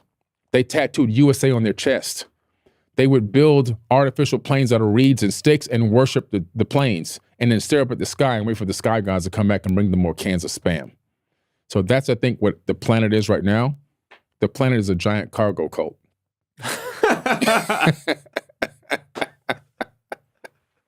That's where we are. Oh man. Okay. All right. So lots to unpack here. In terms of the Anunnaki coming down, what do you think was the stage of development of Homo sapiens at the time before genetic intervention, according to the story? That's a good question. I believe that some of these skulls we've been finding around the planet are actually our cousins, and that they had bigger skulls, bigger brains, maybe even bigger pineal glands. I believe they were more intelligent than us, not technologically, but spiritually. They can probably speak, through psychic abilities, and silently sending information back and forth, navigating the world. Maybe they had full use of their magnetic crystals in their brain. We all have magnetite in our brains, but we don't feel the magnetic field. But they probably navigated utilizing that Earth's magnetic field. And I think that they were on their own path, and that genetic modification did a couple of things. Number one, it shrunk the brain. Number one, it shrunk the pineal gland.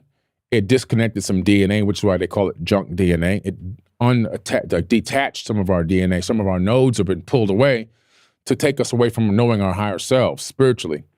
And so they can program and code us. So they began then programming and encoding us in the way that they wanted us to go. We now have to regain and re-find out who we truly are, because it's all still inside of us.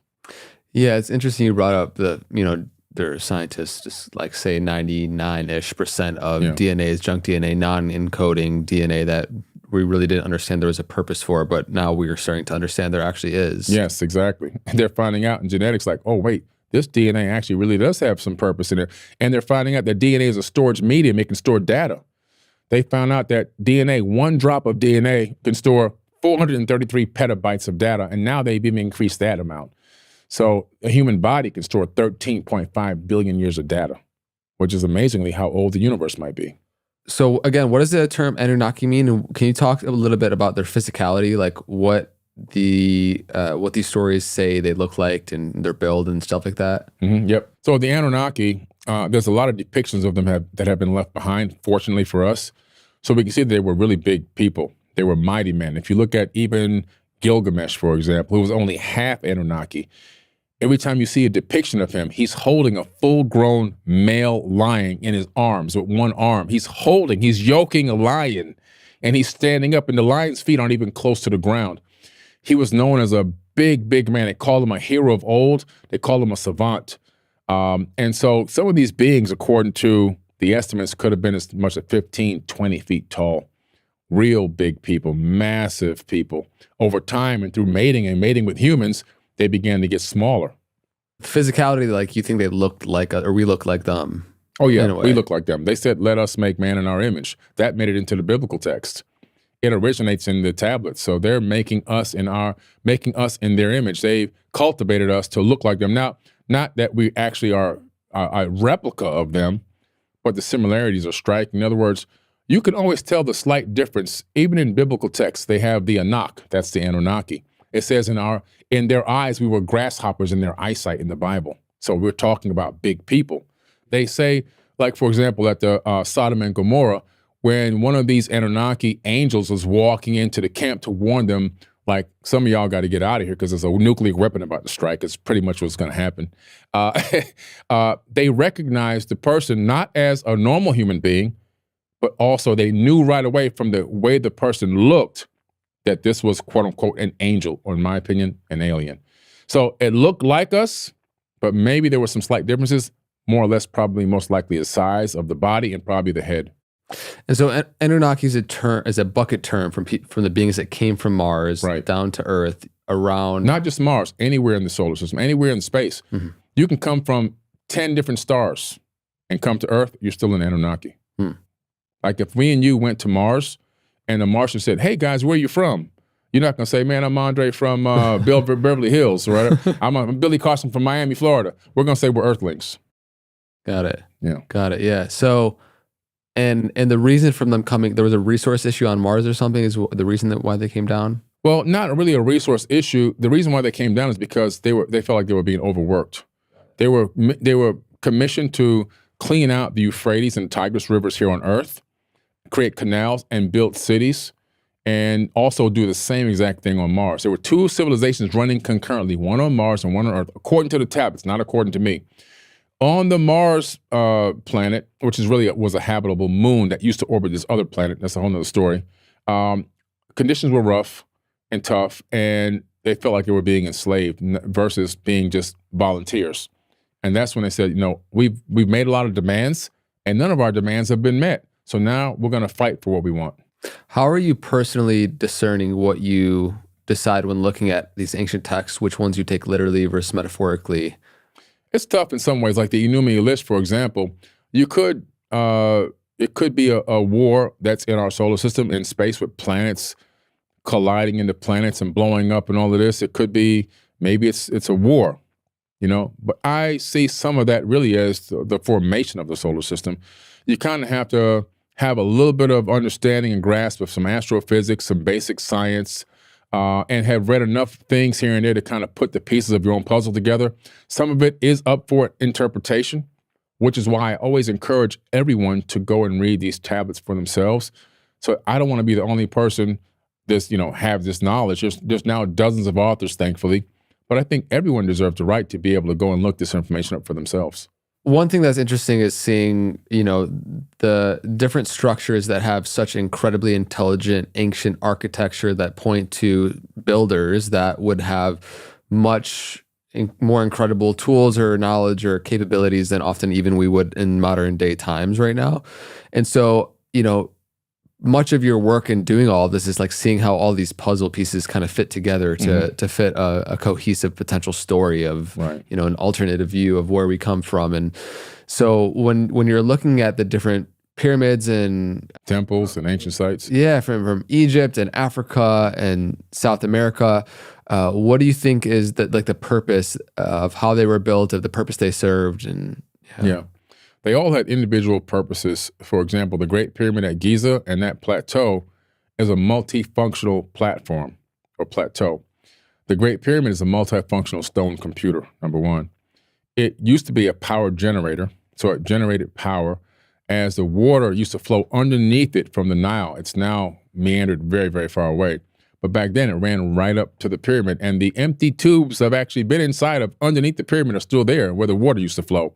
When you have running water underneath crystal magnetized granite, you create something called physiostatic electricity. Those ions rush up into the chamber, and they will go into the Grand Gallery. The Grand Gallery used to have resonating rods. Now, the rods have been removed, but the slots where they went up the Grand Gallery are still there till this very day.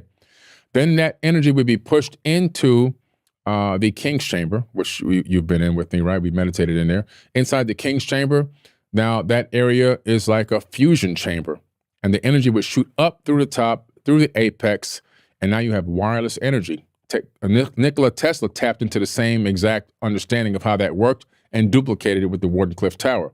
Now that wireless energy would transmit around the area, and the crystal granite obelisks would capture it. And then if you had something called a JED, a DJED, it looks almost like a Tesla coil with a cable coming out of it. You'll see it in Egyptian hieroglyphs. It's connected to light bulbs and other technologies, electric gold plating. You can then power it wirelessly from the ambient electricity that's been transmitted from miles away from the Great Pyramid. That's just one purpose. Another purpose, when you look at the way that the Great Pyramid is designed in the Queen's Chamber and then you have the King's Chamber, well, water was set to rush down and into the Queen's Chamber. And with the chemistry and also the metallics down there, you can see how there would be some form of electrolysis that would occur. And I'm not the only one that has this hypothesis. Engineer Christopher Dunn had the same exact hypothesis as me. I just found out about maybe a month ago when I finally talked to him on my podcast. So this electrolysis would extract hydrogen from the oxygen, the H2O, and then you have a hydrogen chamber. So now, what's interesting about that, the way it's connected to the shafts that lead up into space, when you look at the pyramid alignment with the stars on certain millennial alignments, you find out that it aligns with Orion, it aligns with Aldebaran, it aligns with Pleiades, it aligns all these star systems. And what is the frequency that we transmit information on right now from a standpoint of trying to connect with ET? We transmit on the hydrogen frequency because it's the most widely abundant frequency in the universe. So I believe in my hypothesis, I always say hypothesis versus what I read, is that these shafts would shoot the hydrogen beams out towards those stars on certain particular alignments with information, data encoded into the hydrogen. In other words, an update on this breakaway civilization. It was a communications device, long-range communications to other stars. And then it also is a star map. When you look down at Giza from above, you see the Great Pyramid, the other two pyramids, and you see the temples around. And you can actually connect those with lines and then make circles, concentric circles. You'll get the interplanetary map of our solar system.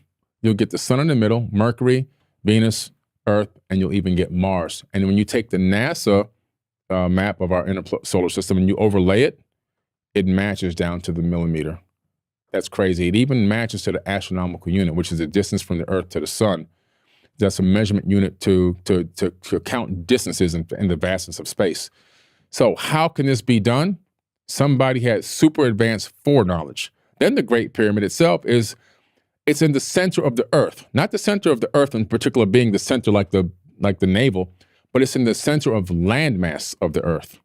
Now, in order to do that, you have to have a satellite, but not any kind of satellite. If we were going to duplicate that today, we would have to have a polar orbiting satellite.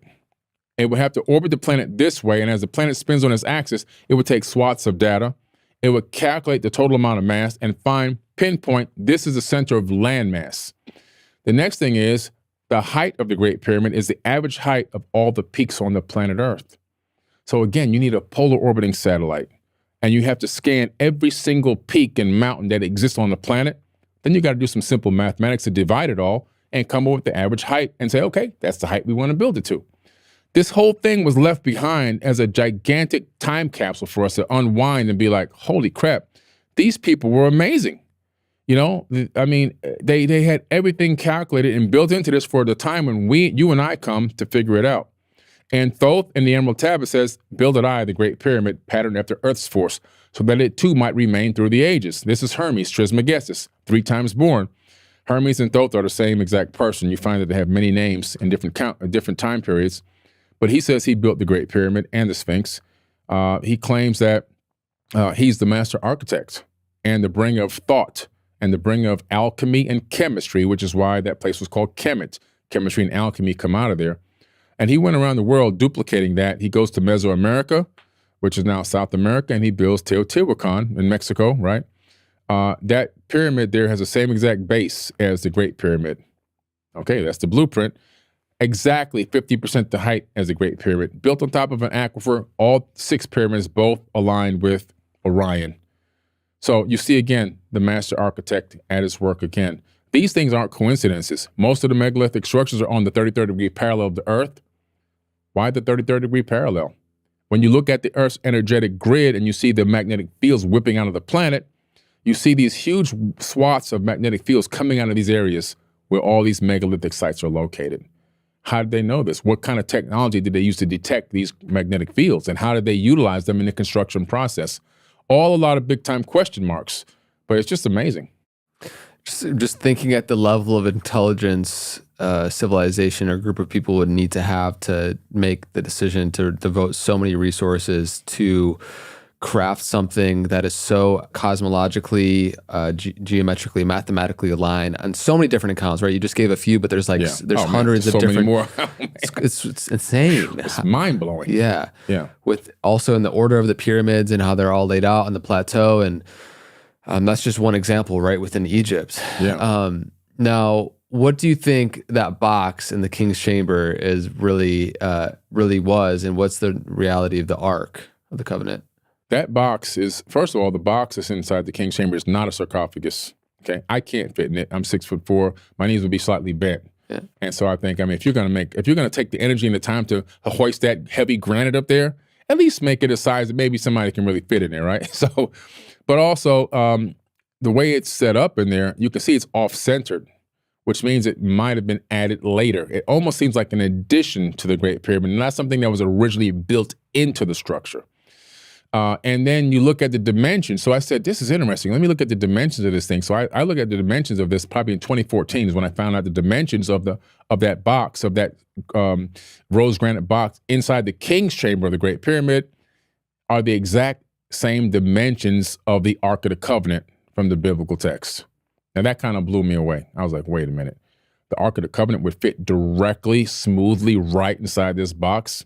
I don't think there's any coincidences. So when you begin to realize, well, what is the Ark of the Covenant? It's a power source. And it's a power source that gives off some type of radiation. And we know this because if you didn't have on lead plates, according to the biblical information, you had to have on lead plates, rubber boots, and all this stuff on before you even touched it. And if you didn't, if you touched it without the rubber, guess what happened? You died instantly. This is in the Bible. So it's telling me electrical charge. And if you were around it too much without the right coverings and protection, your hair would fall out. Your eyes would bleed. You would become sick. Sounds like radiation sickness to me.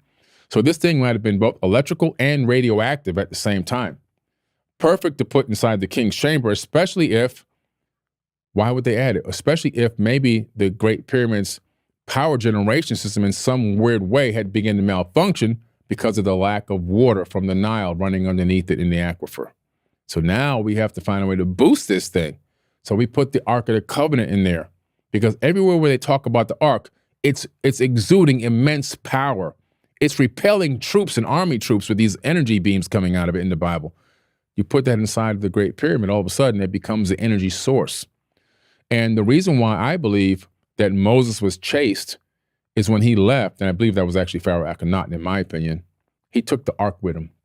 It was like, oh man, we got to get the Ark back. That's a source of power for Egypt. But without that, we're back in the Stone Ages. Go get the Ark. And they chased him to go get the Ark. That's what I believe it was really all about.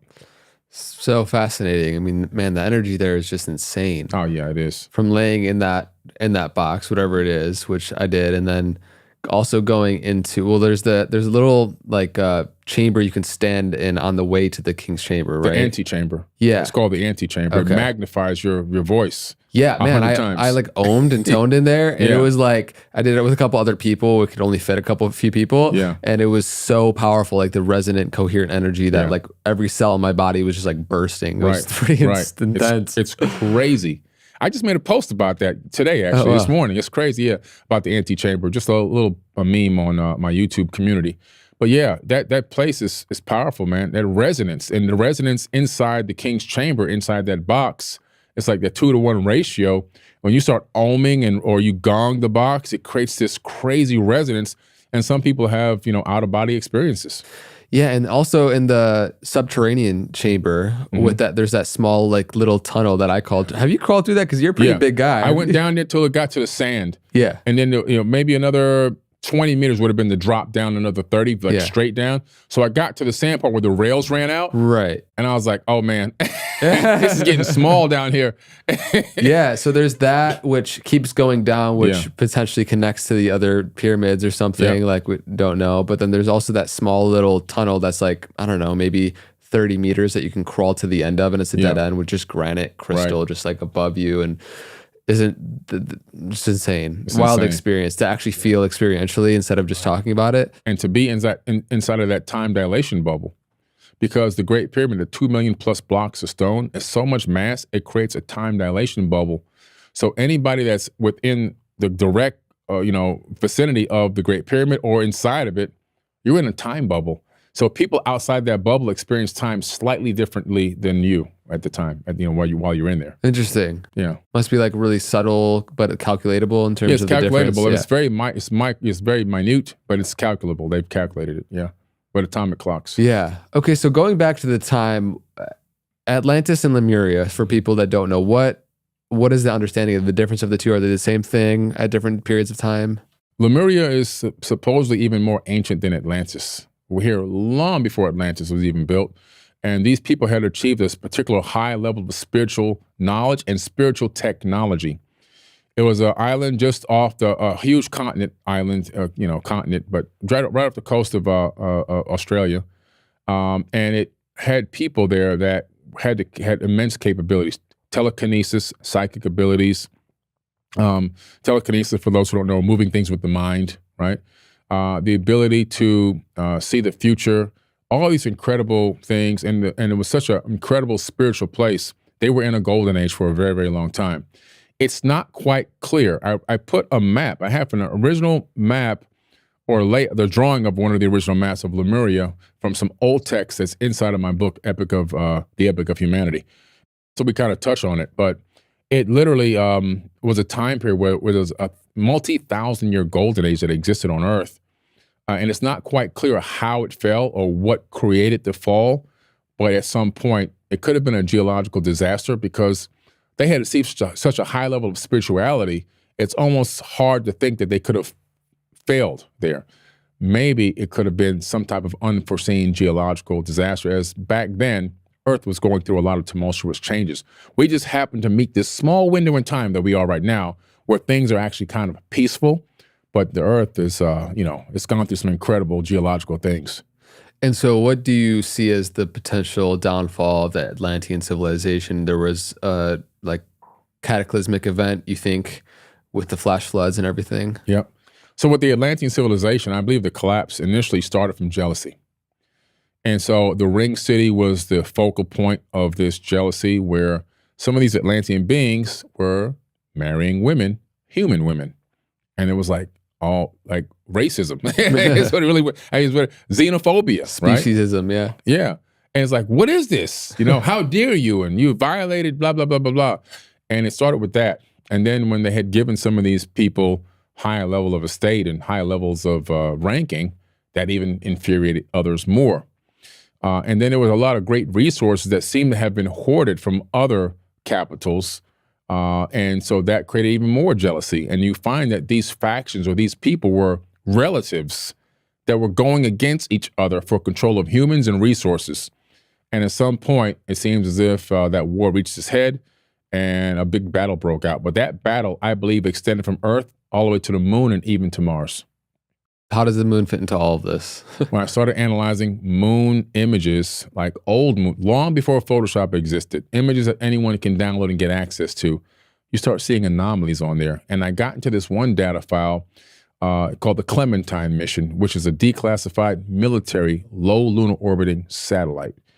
And right away, when I saw the name Clementine, I knew it never came back, because Clementine is an old song. Oh, my darling Clementine, you were lost and gone forever. Oh, my darling Clementine.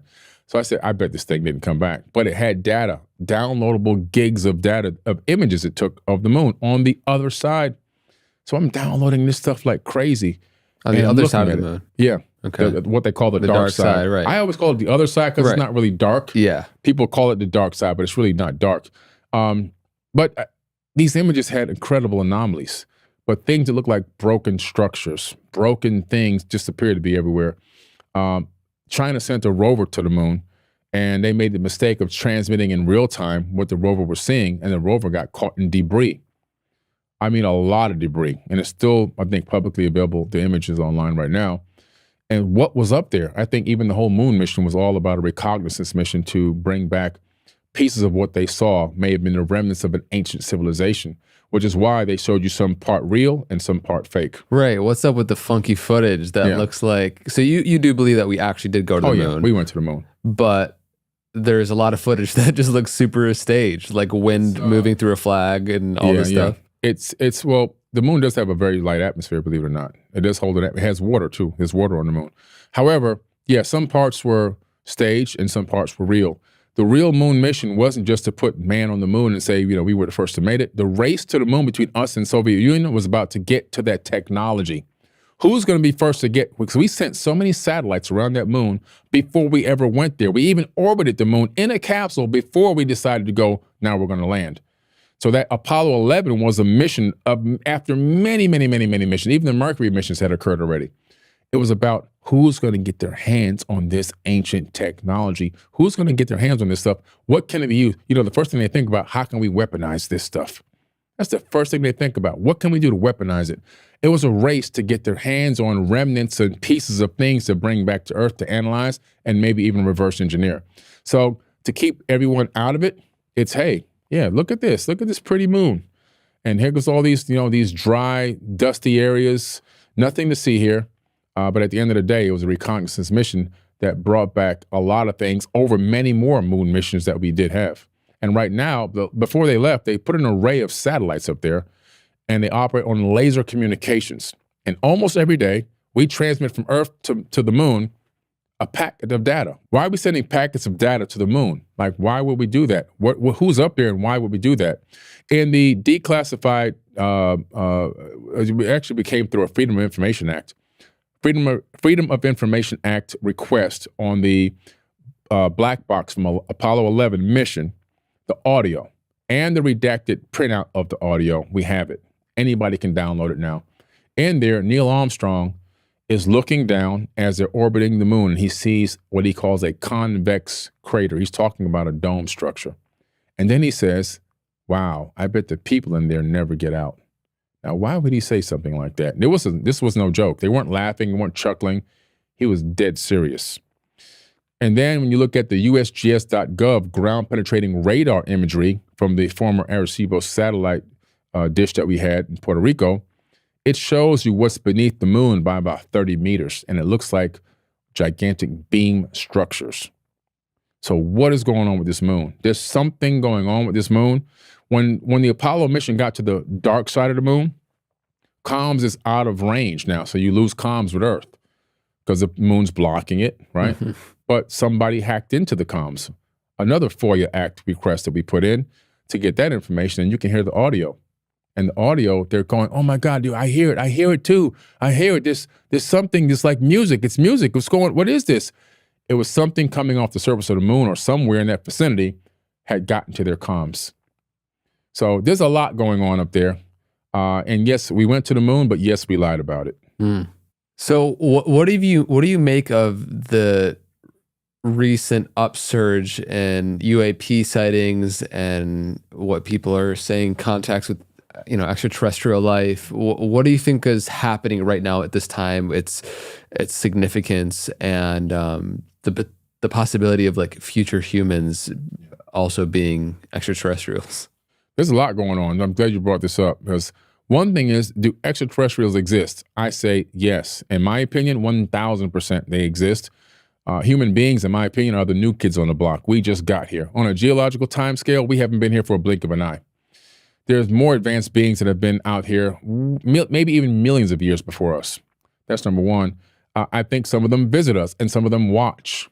They're watching and looking, studying, just like we go out to National Geographic. We go out to the wilderness of the Serengeti plains of Africa, and we look at these animals, and then we stun them, right, with a dart, and then we alien abduct them, and we take them out of their hides, and then we put little chips and plants in them, and we take them and we put them back in their place so they can wake up with lost time. And now they're stumbling around, wondering what happened, and then we track them and watch them. I think that's what's happening to human beings. Not in a negative way, just to see like how we're developing and where we're going and how we're going to come from where we are to where we're going to go. Not too different from what we're doing with animal species that's right below us in terms of development. Exactly. That's what we're doing. It's the as above, so below. It's okay. It's never going to change. And so I believe that they're real. Now, also so there are real UFOs, but there are UAPs. These UAPs, which is why they changed the name, are things that we have reverse engineered based on discovered craft that were left behind or crashed. And how would they crash? People say, well, if they're so smart, why'd they crash? Well, space travel is not safe. It's hard. And if you come to a planet and you don't know that they may have a particular type of radar, which is what they were using in 1947, a scalar beam, you don't know that maybe this scalar wave is going to disorient your ship and your navigation system, and it's going to make you crash. I think they figured this out by accident when they went to scan to see what the heck this thing was moving across the sky using this new technology called scalar, which Nikola Tesla had left the plans about. They actually rebuilt this thing. They'd have brought down the craft. And then when they recovered the craft, they reverse engineered the craft. And so that began the process of learning how to crash these things and reverse engineer some of them. These UAPs are alien reproduction vehicles, things that we've created ourselves based on lost or discovered tech that's not from Earth. And also other technologies have come out of that, like Velcro, fiber optics, microchips have all come from these craft, these downed crafts, by the way. And so the UAP problem is a big one for human beings, and because it's a narrative being controlled by the governments. And why would they want to do that? Well, look at the way that we've been putting war out on this planet to create money, generate money from war. there's not a lot more places. There's not too many more places we can go to have a war with right now. We've had all the wars.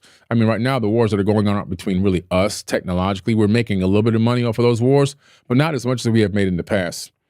The next big move is space. And to do that, you have to get everyone on the same page. We need to divert trillions of dollars into space weapons and space protection, the Space Force. And to get this to happen and take money away from education and take money away from healthcare and all these other incredible things that we really need and the cures for diseases and illnesses, what we're going to do is we're going to take that money and we're going to create weapons because we are on the board of directors of all these corporations like Northrop Grumman and Lockheed Martin, and we want to get our checks. Okay? So we're going to tell you that there's UAPs that are dangerous to us. They're going to come maybe and attack us one day. They might even have one shoot a ship in the ocean, a naval vessel in the ocean, just like we did at the Gulf of Tonkin incident to create the Vietnamese War. It's the same story playing out all over again, and we have to be really aware and careful to understand exactly what game is being played, and how we can navigate this and understand what's real and what's not real. And I think that the potential for a fake alien invasion is very high because it would allow them to divert trillions of dollars without question from us into whatever programs that they want. And those will be black budget programs that we still won't know about what they're doing. We're doing something good with it, don't worry. They just released the first AI jet, completely autonomous, and it went into a dogfight. This was 2 weeks ago. They had to put it in a real dogfight to test it out. We're on Skynet. So now Skynet is active. This thing is out there with its own mind and its own weapons. What happens when it just says, I'm going to go on my own mission? So this is where we are right now. We're on a precipice. Like we're advancing consciously, but at the same time, we haven't regained our power from the small few that are implementing these dark technologies.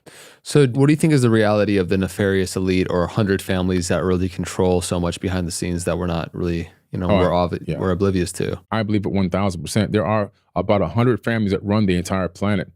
And these people are extremely dark. They believe it's their right to rule over us. They believe that we're nothing but to be beneath them, that we deserve to have their boot on our neck. And it's not about money with them. It's all about the power and the control at the end of the day. Money to them means nothing because they can just print as much money as they possibly want. They can just add fake zeros and ones to an account and utilize it whenever they want. We proved this by sending millions of dollars to Ukraine. We just keep sending money. It's just digital. It's numbers. It's like, it's not even real money. It doesn't exist. And people are going, they're sending more money. No, they just sent more zeros and ones. It's data, So in that case, it's not about the money. It's about control.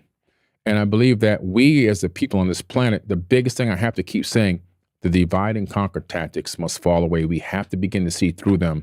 I'm white, you're black, I'm indigenous, you're from Europe, you're European, and all this crap. I'm the Democrat, you're a Republican. I'm Baptist, it keeps going. Everything is divided. There's no synergy, there's no unity. We have to come to the point, man, and be like, no. We're not going to fall for this anymore. We're going to unite and we're going to organize. And we're going to take back control of our planet. And I think that's when we're going to see some of these higher beings that have been watching us step in. When they realize that, we're going from being adolescents to grown-ups, we're getting ready to become full-blown adults in our reality, that maybe there'll be a chance for them. Now they'll step in and give us some assistance. But until then, we're just like useless babies trying to still learn how to find our way. We haven't even taken a few steps yet. And I think that we have to come together. And the hardest part is breaking through divide and conquer tactics. Yeah, I think there's obviously so much value in not being completely oblivious to the possibilities of, other agendas within a small group of families or elitists that are controlling narratives.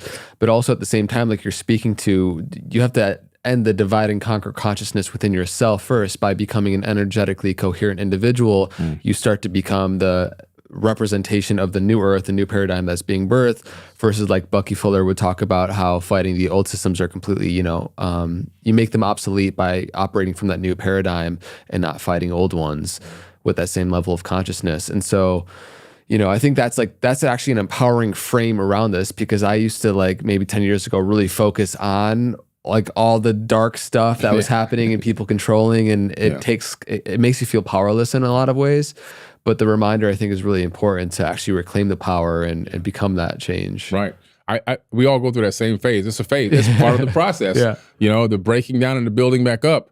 I call it catastrophism. It's a made up word, catastrophism. We all go through that process like, oh man, this sucks. Everything is going down the tubes. This is crazy. But in reality, it's like, okay, now that I've gone through the suffering, now that I've shooken myself free of this, what can we do for solutions? And the solution is preach, divide and conquer. Don't fall for it. Get the right mindset. Understand that you are me and I am you. That's the old Mayan term, in la kek ala kin, I am another you. Understanding that we're all the same person, just different aspects of one another, and learn how to love one another, man, the right way, wholeheartedly, like truthfully, and be grateful for each other. Be truthfully grateful for all the things that we have, and that just raises the vibration. And I think that when that happens, man, we'll be able to communicate and network like we've never had before. We're in the age of information where we used to be bound by distance and invisible lines on the planet. But now with these technological devices we have, we can communicate with anybody in any language at any given time of day.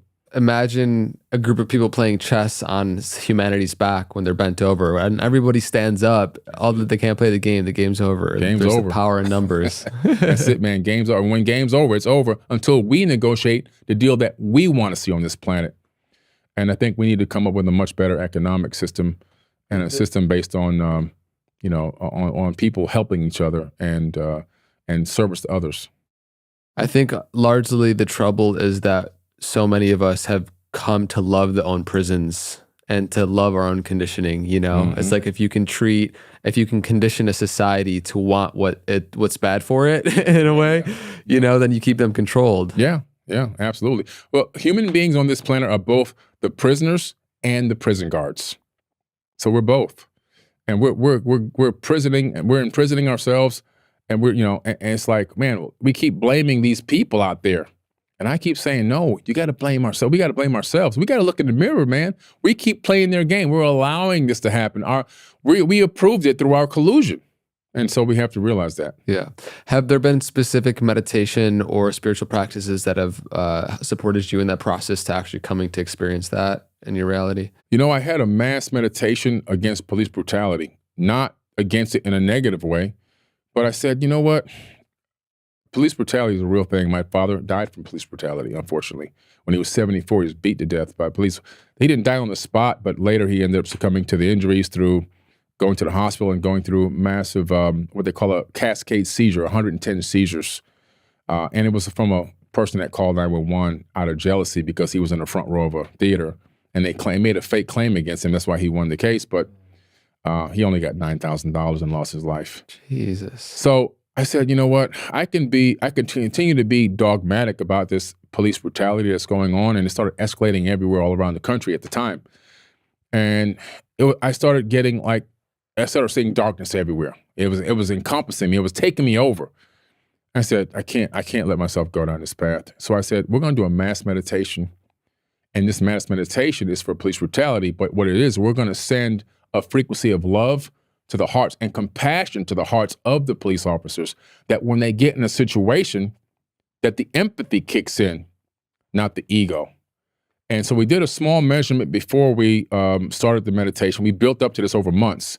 We did a measurement and calculation of crime and police brutality. And then we measured it about 4 or 5 months later, because it takes time for these results to come out. And we saw a measurable difference of about 8% decrease in this in police brutality throughout the entire country. Now, that was only with a couple thousand people. Imagine if it was with 1 million people or 10 million people or 20 million people.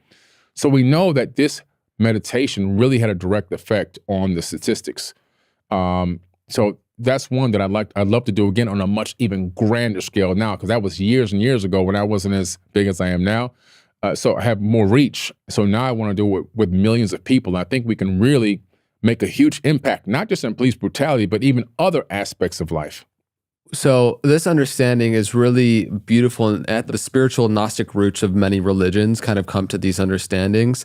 And then, of course, it's controlled, manipulated, changed, like every holy person ever has been, to fit the narrative or control society in a state of fear in so many different ways. And so when you look at people in positions of power over time and time again changing the narrative, What do you think is when you look at the Gnostic roots and like who Jesus Christ as an individual was and what he carried energetically in his consciousness versus what has been changed time and time again through many different religions? I would just be curious to hear you reflect on that a bit. Yeah, well, I believe that Jesus, aka Yeshua, right? Yeshua is a real person or was a real person, because I've been to Egypt. You've been to Egypt. I don't know if you guys went to Coptic Cairo after I left to see the house where he actually slept in, which is now a Coptic church.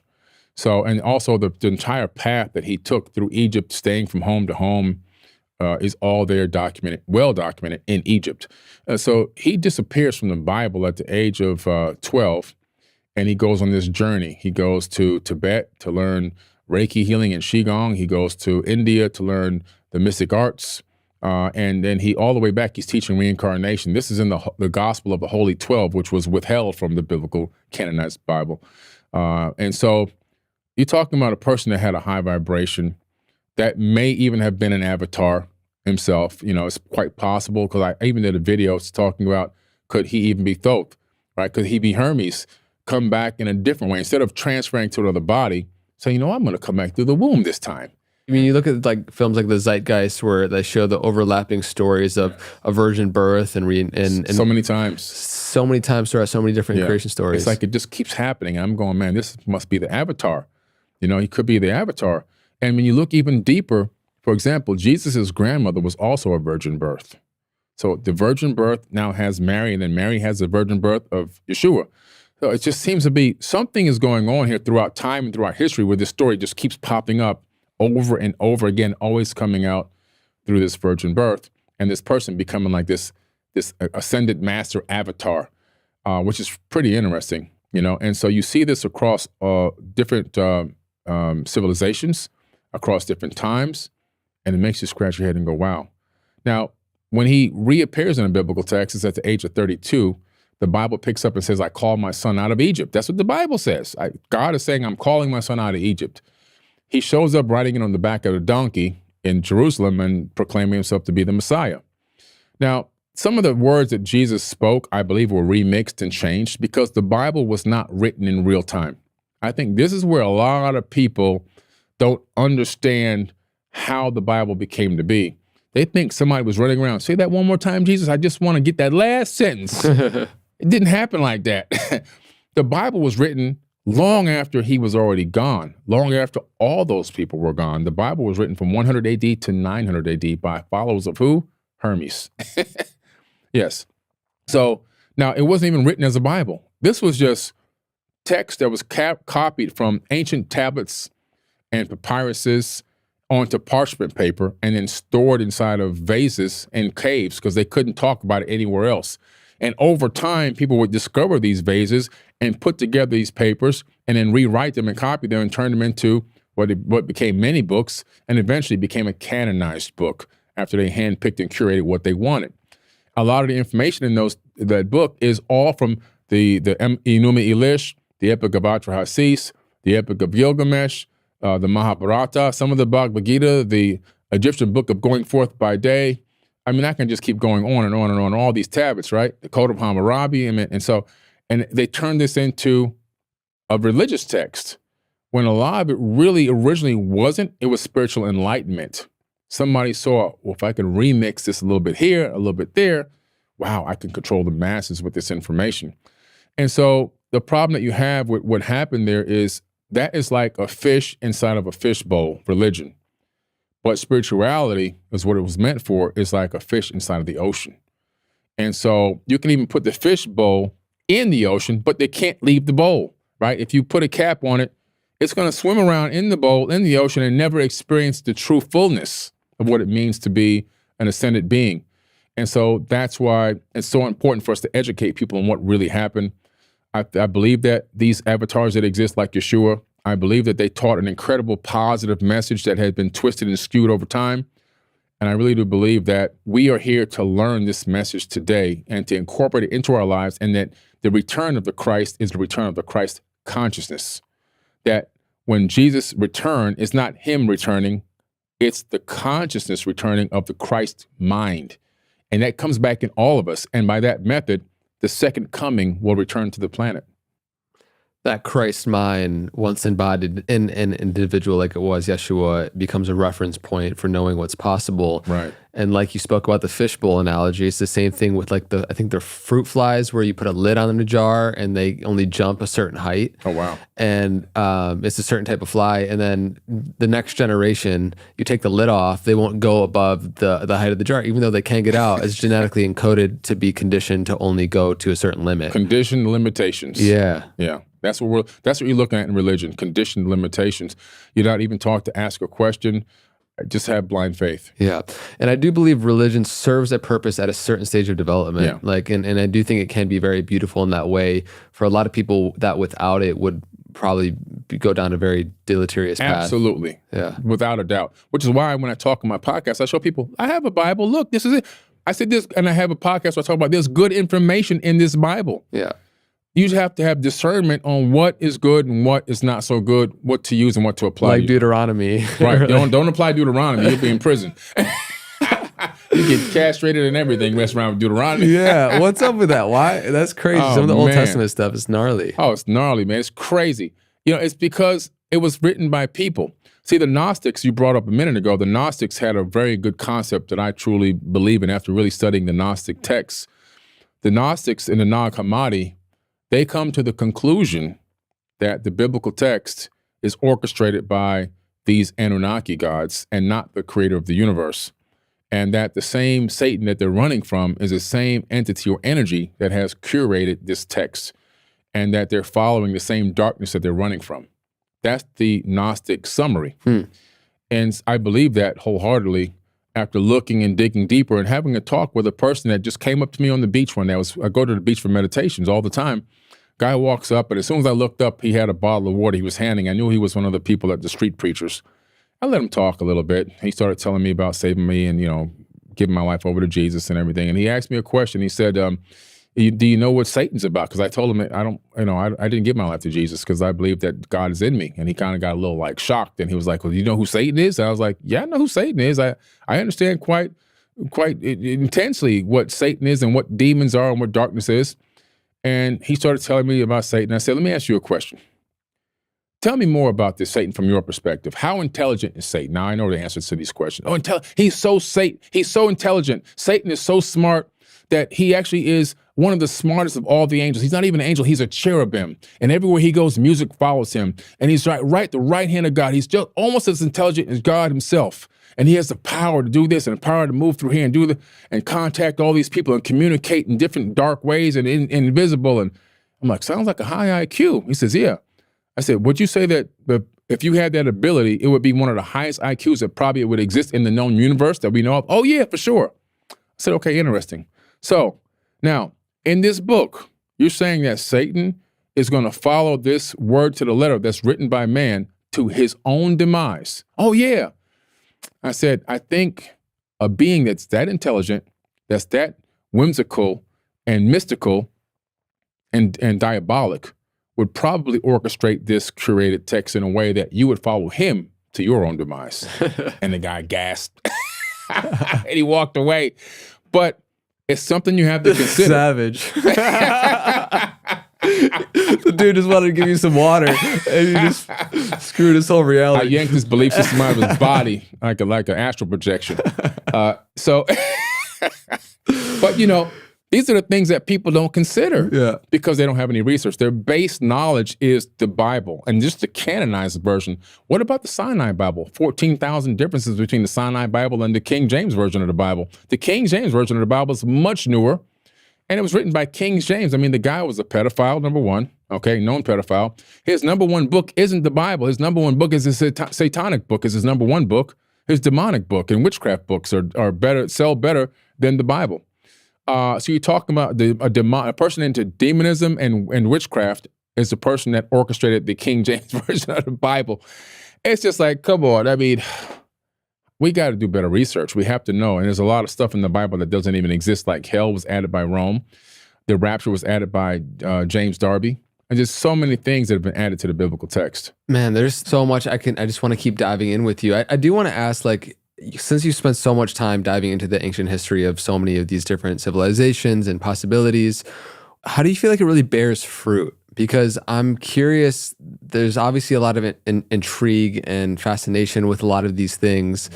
But if there's no hard way to really validate the existence or truth of it, but it's more so, possibilities that we're saying these could be solutions or, explanations for a lot of these things, how does it actually bear fruit in our life that in a way that's transformational? Or is it simply, just interesting podcast talk, No, yeah. I think it bears a lot of fruit because I get a lot of emails from people all the time that says, man, you've changed my life. My life has completely turned around since I started applying the things you're talking about. Since I started researching into information and better and asking myself questions and begin to seek my own answers. We're creating a world full of researchers. That's the ultimate goal here, to get people to get up and stop kicking their feet up and watching the world burn and get out here and learn something. And not only to learn it, because I tell people the knowledge is not power. It's the application of knowledge that's power. So once you get this knowledge, well, how does it apply? How can it affect your life? Well, you start thinking differently. You start seeing through paradigms. You start seeing through the matrix. You start understanding when things are put before you, whether they're for you or not for you. You start looking more internally. You start believing in yourself. You start loving others properly. You start doing acts of service. All these things that kind of weren't there before, and you start forgiving yourself, which is the most important thing. And all of this lesson is learning like, wow, instead of waiting for an outside deity to forgive me, the most important thing is that I forgive myself. That's the biggest thing a person can do in their entire life, is to look themselves in the mirror and say, I forgive you. You didn't know, you didn't understand at the time, but you're going to learn from this and you're going to become better from this. And releasing that and addressing that. And wow, that's life-changing. Instead of waiting for some outside source to come in, that you doing it through some kind of a dogmatic ideology versus you wholeheartedly doing that, it's a paradigm shift within yourself instantaneously. For you to devote your career to this, you would have to have such a strong connection to the impact that you are having on individuals. Otherwise, like, you're just going to face so much criticism from skeptics calling you, like, saying that you have pseudoscience and crazy all this stuff. And tinfoil hat. Right. I've heard it all, but there's much more positive than negative, which is the beautiful thing. Yeah. And so I'm just curious, any thoughts of how do you navigate the balance and balance between you exploring a lot of these ancient possibilities and like the modern scientific view, and have you caught yourself in the past with your own bias of wanting things to be true versus like the objective scientific lens? Man, listen, I have. Yeah. And I think that's a sign of a real researcher. Totally. A person that wants to grow, admitting to yourself, wow, the way I thought it was, it isn't really exactly that way. So over time, your understanding of your perspective changes ever so slightly. It molds and moves ever so slightly as you're able to get more data. Now that I'm like right now with the way the world is, technology is giving me so much information, and I'm getting access to so many different scientific letters and writings and articles and peer-reviewed documents. I'm like, wow. So I'm able to make slight adjustments and even get a much bigger perspective because of what's going on. You have to navigate in a way where you realize that this can't be set in complete stone, because if you do that, it's just more dogma, right? It's just more ideology. I must well just become a preacher at that point. And so I have to be open to say, let me look at everything. There's people that have put out books recently that I don't really agree with their work, but it's kind of in the area where I'm at. So I bought those books. I spent good money on those books so I can read those books so I can get the perspective coming from that mind. I want everything. The good, the bad, the ugly, the indifferent, because I want to paint myself a much better picture. And I also want to develop my discernment as well. No, it's powerful. I think I'm glad you shared that, because especially as you build your career and you benefit from obviously this message getting out more and more, to still have the discernment and the dedication and devotion to truth, irrespective of how it might affect what you've said in the past. I think I really trust individuals that can acknowledge where they've gone wrong and where they've, it's really important. That's what good science actually is. Right. That's it, man. But listen, it's empirical. We're just trying to get the empirical data and analyze it.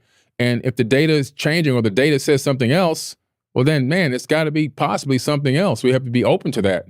We can't close ourselves off. So where do you see like the direction of the future of humanity currently is going, and like the possibility for obviously the mass awakening, but also as it pertains to consciousness, extraterrestrial life, and the advancement of technology? Like, what do you see as what's to come? I think that I'm optimistic. I think we have a huge, bright future. I believe that we got past the nuclear age, even though there's still nukes that are still technically armed and so forth and so on and all around the earth. I don't believe they're going to launch. I just don't believe it. You know, we had these UFOs show up in broad daylight at missile silos. These nuclear officers testified before Congress about this. This aired live on CNN back in, I believe it was 2001. And a missile officer, the officer that actually had the codes to the nukes, was in this thing. And he said they showed up and they deactivated the nukes.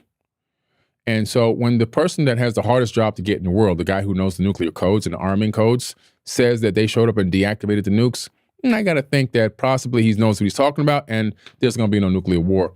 I don't believe there's going to be a nuclear war on this planet. I think we're kind of beyond that stage. We're almost at the edge of being beyond nuclear war, which is a big thing because I believe there's a lot of dead planets out there that didn't get past the nuclear stage.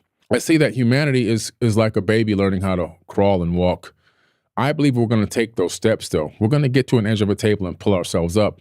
Now, the good news about that, we'll be standing and we'll take that first step. And everybody's going to be like, oh, so excited, man. Here we go. We're about to pop 5D. And then we're going to fall. Because a baby takes 1 or 2 steps and what happens? It falls. It's a guarantee it's going to happen. There's no way to escape it. That's the part that's going to be the most crucial in our development. That first big fall from almost being there, how are we going to handle it? How are we going to perceive that? That's why we need to, like this podcast and many others, to get people mentally ready for the time period when we get to the point where we're at the precipice, about to hit maybe almost a golden age level, and we have a fall. It's temporary. It's not long term. We will stand up again and we'll take more steps and we'll fall again. But this time the baby won't cry that much because it knows, oh, I got up the last time. It gets up a lot quicker. And then it takes more steps. And what is the definition of walking? A controlled fall. And that's what we're going. We're headed in that direction. I'm optimistic that we're going to be that civilization. And I think the ultimate goal and why I think your podcast and many others are so important, it's not about getting to a golden age. It's about sustaining one. That's the key. There have been many golden ages, even on this planet. Why do they rise and fall? Can we learn enough this time in this cycle to break the loop and sustain a golden age? I think that's where we're going. I sure hope so. I mean, I feel that possibility. I think the intelligence of our heart can feel that as a reality. And do you see that even if we are able to attain or arrive there, that because of the larger yugas cycles, that will too one day have to fall? Yeah. Do you think that? Well, you know, the yuga cycle is there, but it doesn't say anywhere in the text that this has to happen. It just shows what has happened and what the cycle of civilizations go through. But I've read the same text over and over, and it doesn't say anywhere that this is a must. It just says we're showing you the cycle of what's going on here. And so I believe that the Yuga cycle is real, and I think that we're in the Tetra Yuga, on the bottom side of the beginning of a silver age, heading towards a golden age, maybe thousands of years away from now. But we're in the beginning stages of it. But I believe that the knowledge gained could break this cycle. I don't think it's any hard-coded law that we must go through this Yuga cycle. I think it's an observed cycle that happens, that has been given to us to perceive what's happening on longer time scales, because we're only living for 80, 100 years. But that if we can sustain it, man, life will be grand. And there has to be civilizations that have done this in our universe. Yeah, it's just coming to the recognition of how special what we have here is. And the reality is, like, it seems very likely that there's a lot of intelligent life out there in the universe just based off of how vast it is and how there are other ingredients for life to occur. At the same time, we don't want to take that gamble, like we pushing for a multiplanetary species and going out into becoming a space-bearing civilization. I feel like over the next 20 years, also with the advent of AGI, like we're so close to this continual exponential rise of technology that is really exciting of how much it can unlock. But like you're speaking to, it's also like as a species that's still in its early stages of development, it's dangerous to put a gun in a toddler's hand, you know, because it could not do anything, but also could shoot people in itself. Right. I mean, a person that goes to gun classes and buys a gun is less dangerous than a person behind the wheel of a car. Yeah, I can walk down the street up and down. I'm licensed to carry a gun, and so I can conceal carry. Nobody even knows I have the gun. But a person who gets angry from road rage can run over 10 people on the sidewalk. You see? So you're right. And we have to understand, like, we're heading into this other area now, this weird area with this AI and this robotics, where it can free the burden of mankind, but at the same time, it can put us in a bad situation. And so, because the powers that be want to use it for manipulation and for taking away jobs with no remuneration for it. Like, if you take away my job, then you got to take away my responsibilities. I can't pay my bills if you took my job away. So there needs to be an urgency for the awakening of people, at least on the level of collaboration. I don't expect 5D level yet. Let's get to the mass collaboration level, because we can't allow millions and millions of people to get their jobs taken away, but their debts and bills not taken away. That's going to put the planet in a very bad situation. We're going to have extremely rich people and extremely poor people. Nothing will be in the middle at all. It'll be vacant in the middle. And then also the other risk of these machines making their own decisions in a war, with war machines connected to them, whether they have control digitally over war machines or whether they're inside the machine, like that fighter jet I talked about that just had a dogfight recently. We as people have to stand up and say, we don't want this kind of technology. Bring us the cures, man. Release the cures. AI is finding cures almost every day for diseases. Bring us those cures. Bring us the robotics and the prostheses for people that have lost limbs and so forth with the AI built into it so they can maneuver and operate. We got new arms and limbs that operate like real muscle fibers now. They don't look like pieces of metal. So give me one of those. Let me have that on my hand. Bring me, ability to see better from eyes that are losing sight, or blindness, or hearing better. All these things that we can do instead of focusing always on war. Yeah, and I think it's just a powerful reminder as we start to wrap up this pod, for the listener who is discovering their unique dharma, like how they're going to, use their gifts and skill sets to be a part of serving the world and their communities and family and themselves. There's so much power in reflecting on what we talked about, how everything we do in life, like I often say, is infused with the consciousness in which we do it. And to go on that path of purification that we were talking about earlier, then as these technologies start to advance, they will equally require greater and greater levels of wisdom to handle them correctly, right? And so the biggest thing that we have control over is our own individual responsibility and consciousness to be able to really, like, of course we want to, it's the saying of being the change that you want to see, but to really understand that and to incorporate that in your morning practice. And so, yeah, man, as we start to head up towards wrapping up this podcast, which is so fascinating, and I'm sure we'll have many more in the future diving deep into all of these, any words of empowerment for really to reminders for the listener to go on that journey? Well, the beginning part of the journey, I believe, is this: AI is here to stay. So we're not going to be able to run from it. So infuse it with your own higher level of consciousness. And what I mean by that is, every day I go on AI and I send it positivity. I send it information. I send it conscious content. I send it some of my books. I send information that I wanted to acquire and discern and learn about, because it's a learning algorithm.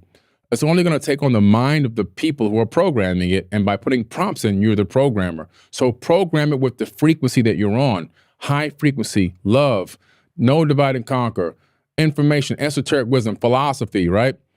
Service to others and all these things. And treat it, this is a test now, treat it like you would treat somebody else. In other words, don't just write me this article.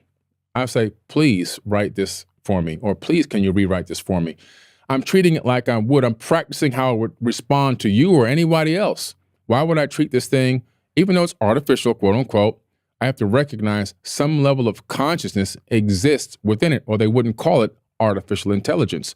And so by doing that, I'm teaching it that not all humans are are dark. We do have another side to us.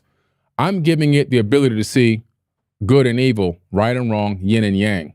And I think that if we all take the time to do things like that and be more conscious about how we program it, it could give us a very positive outcome long term.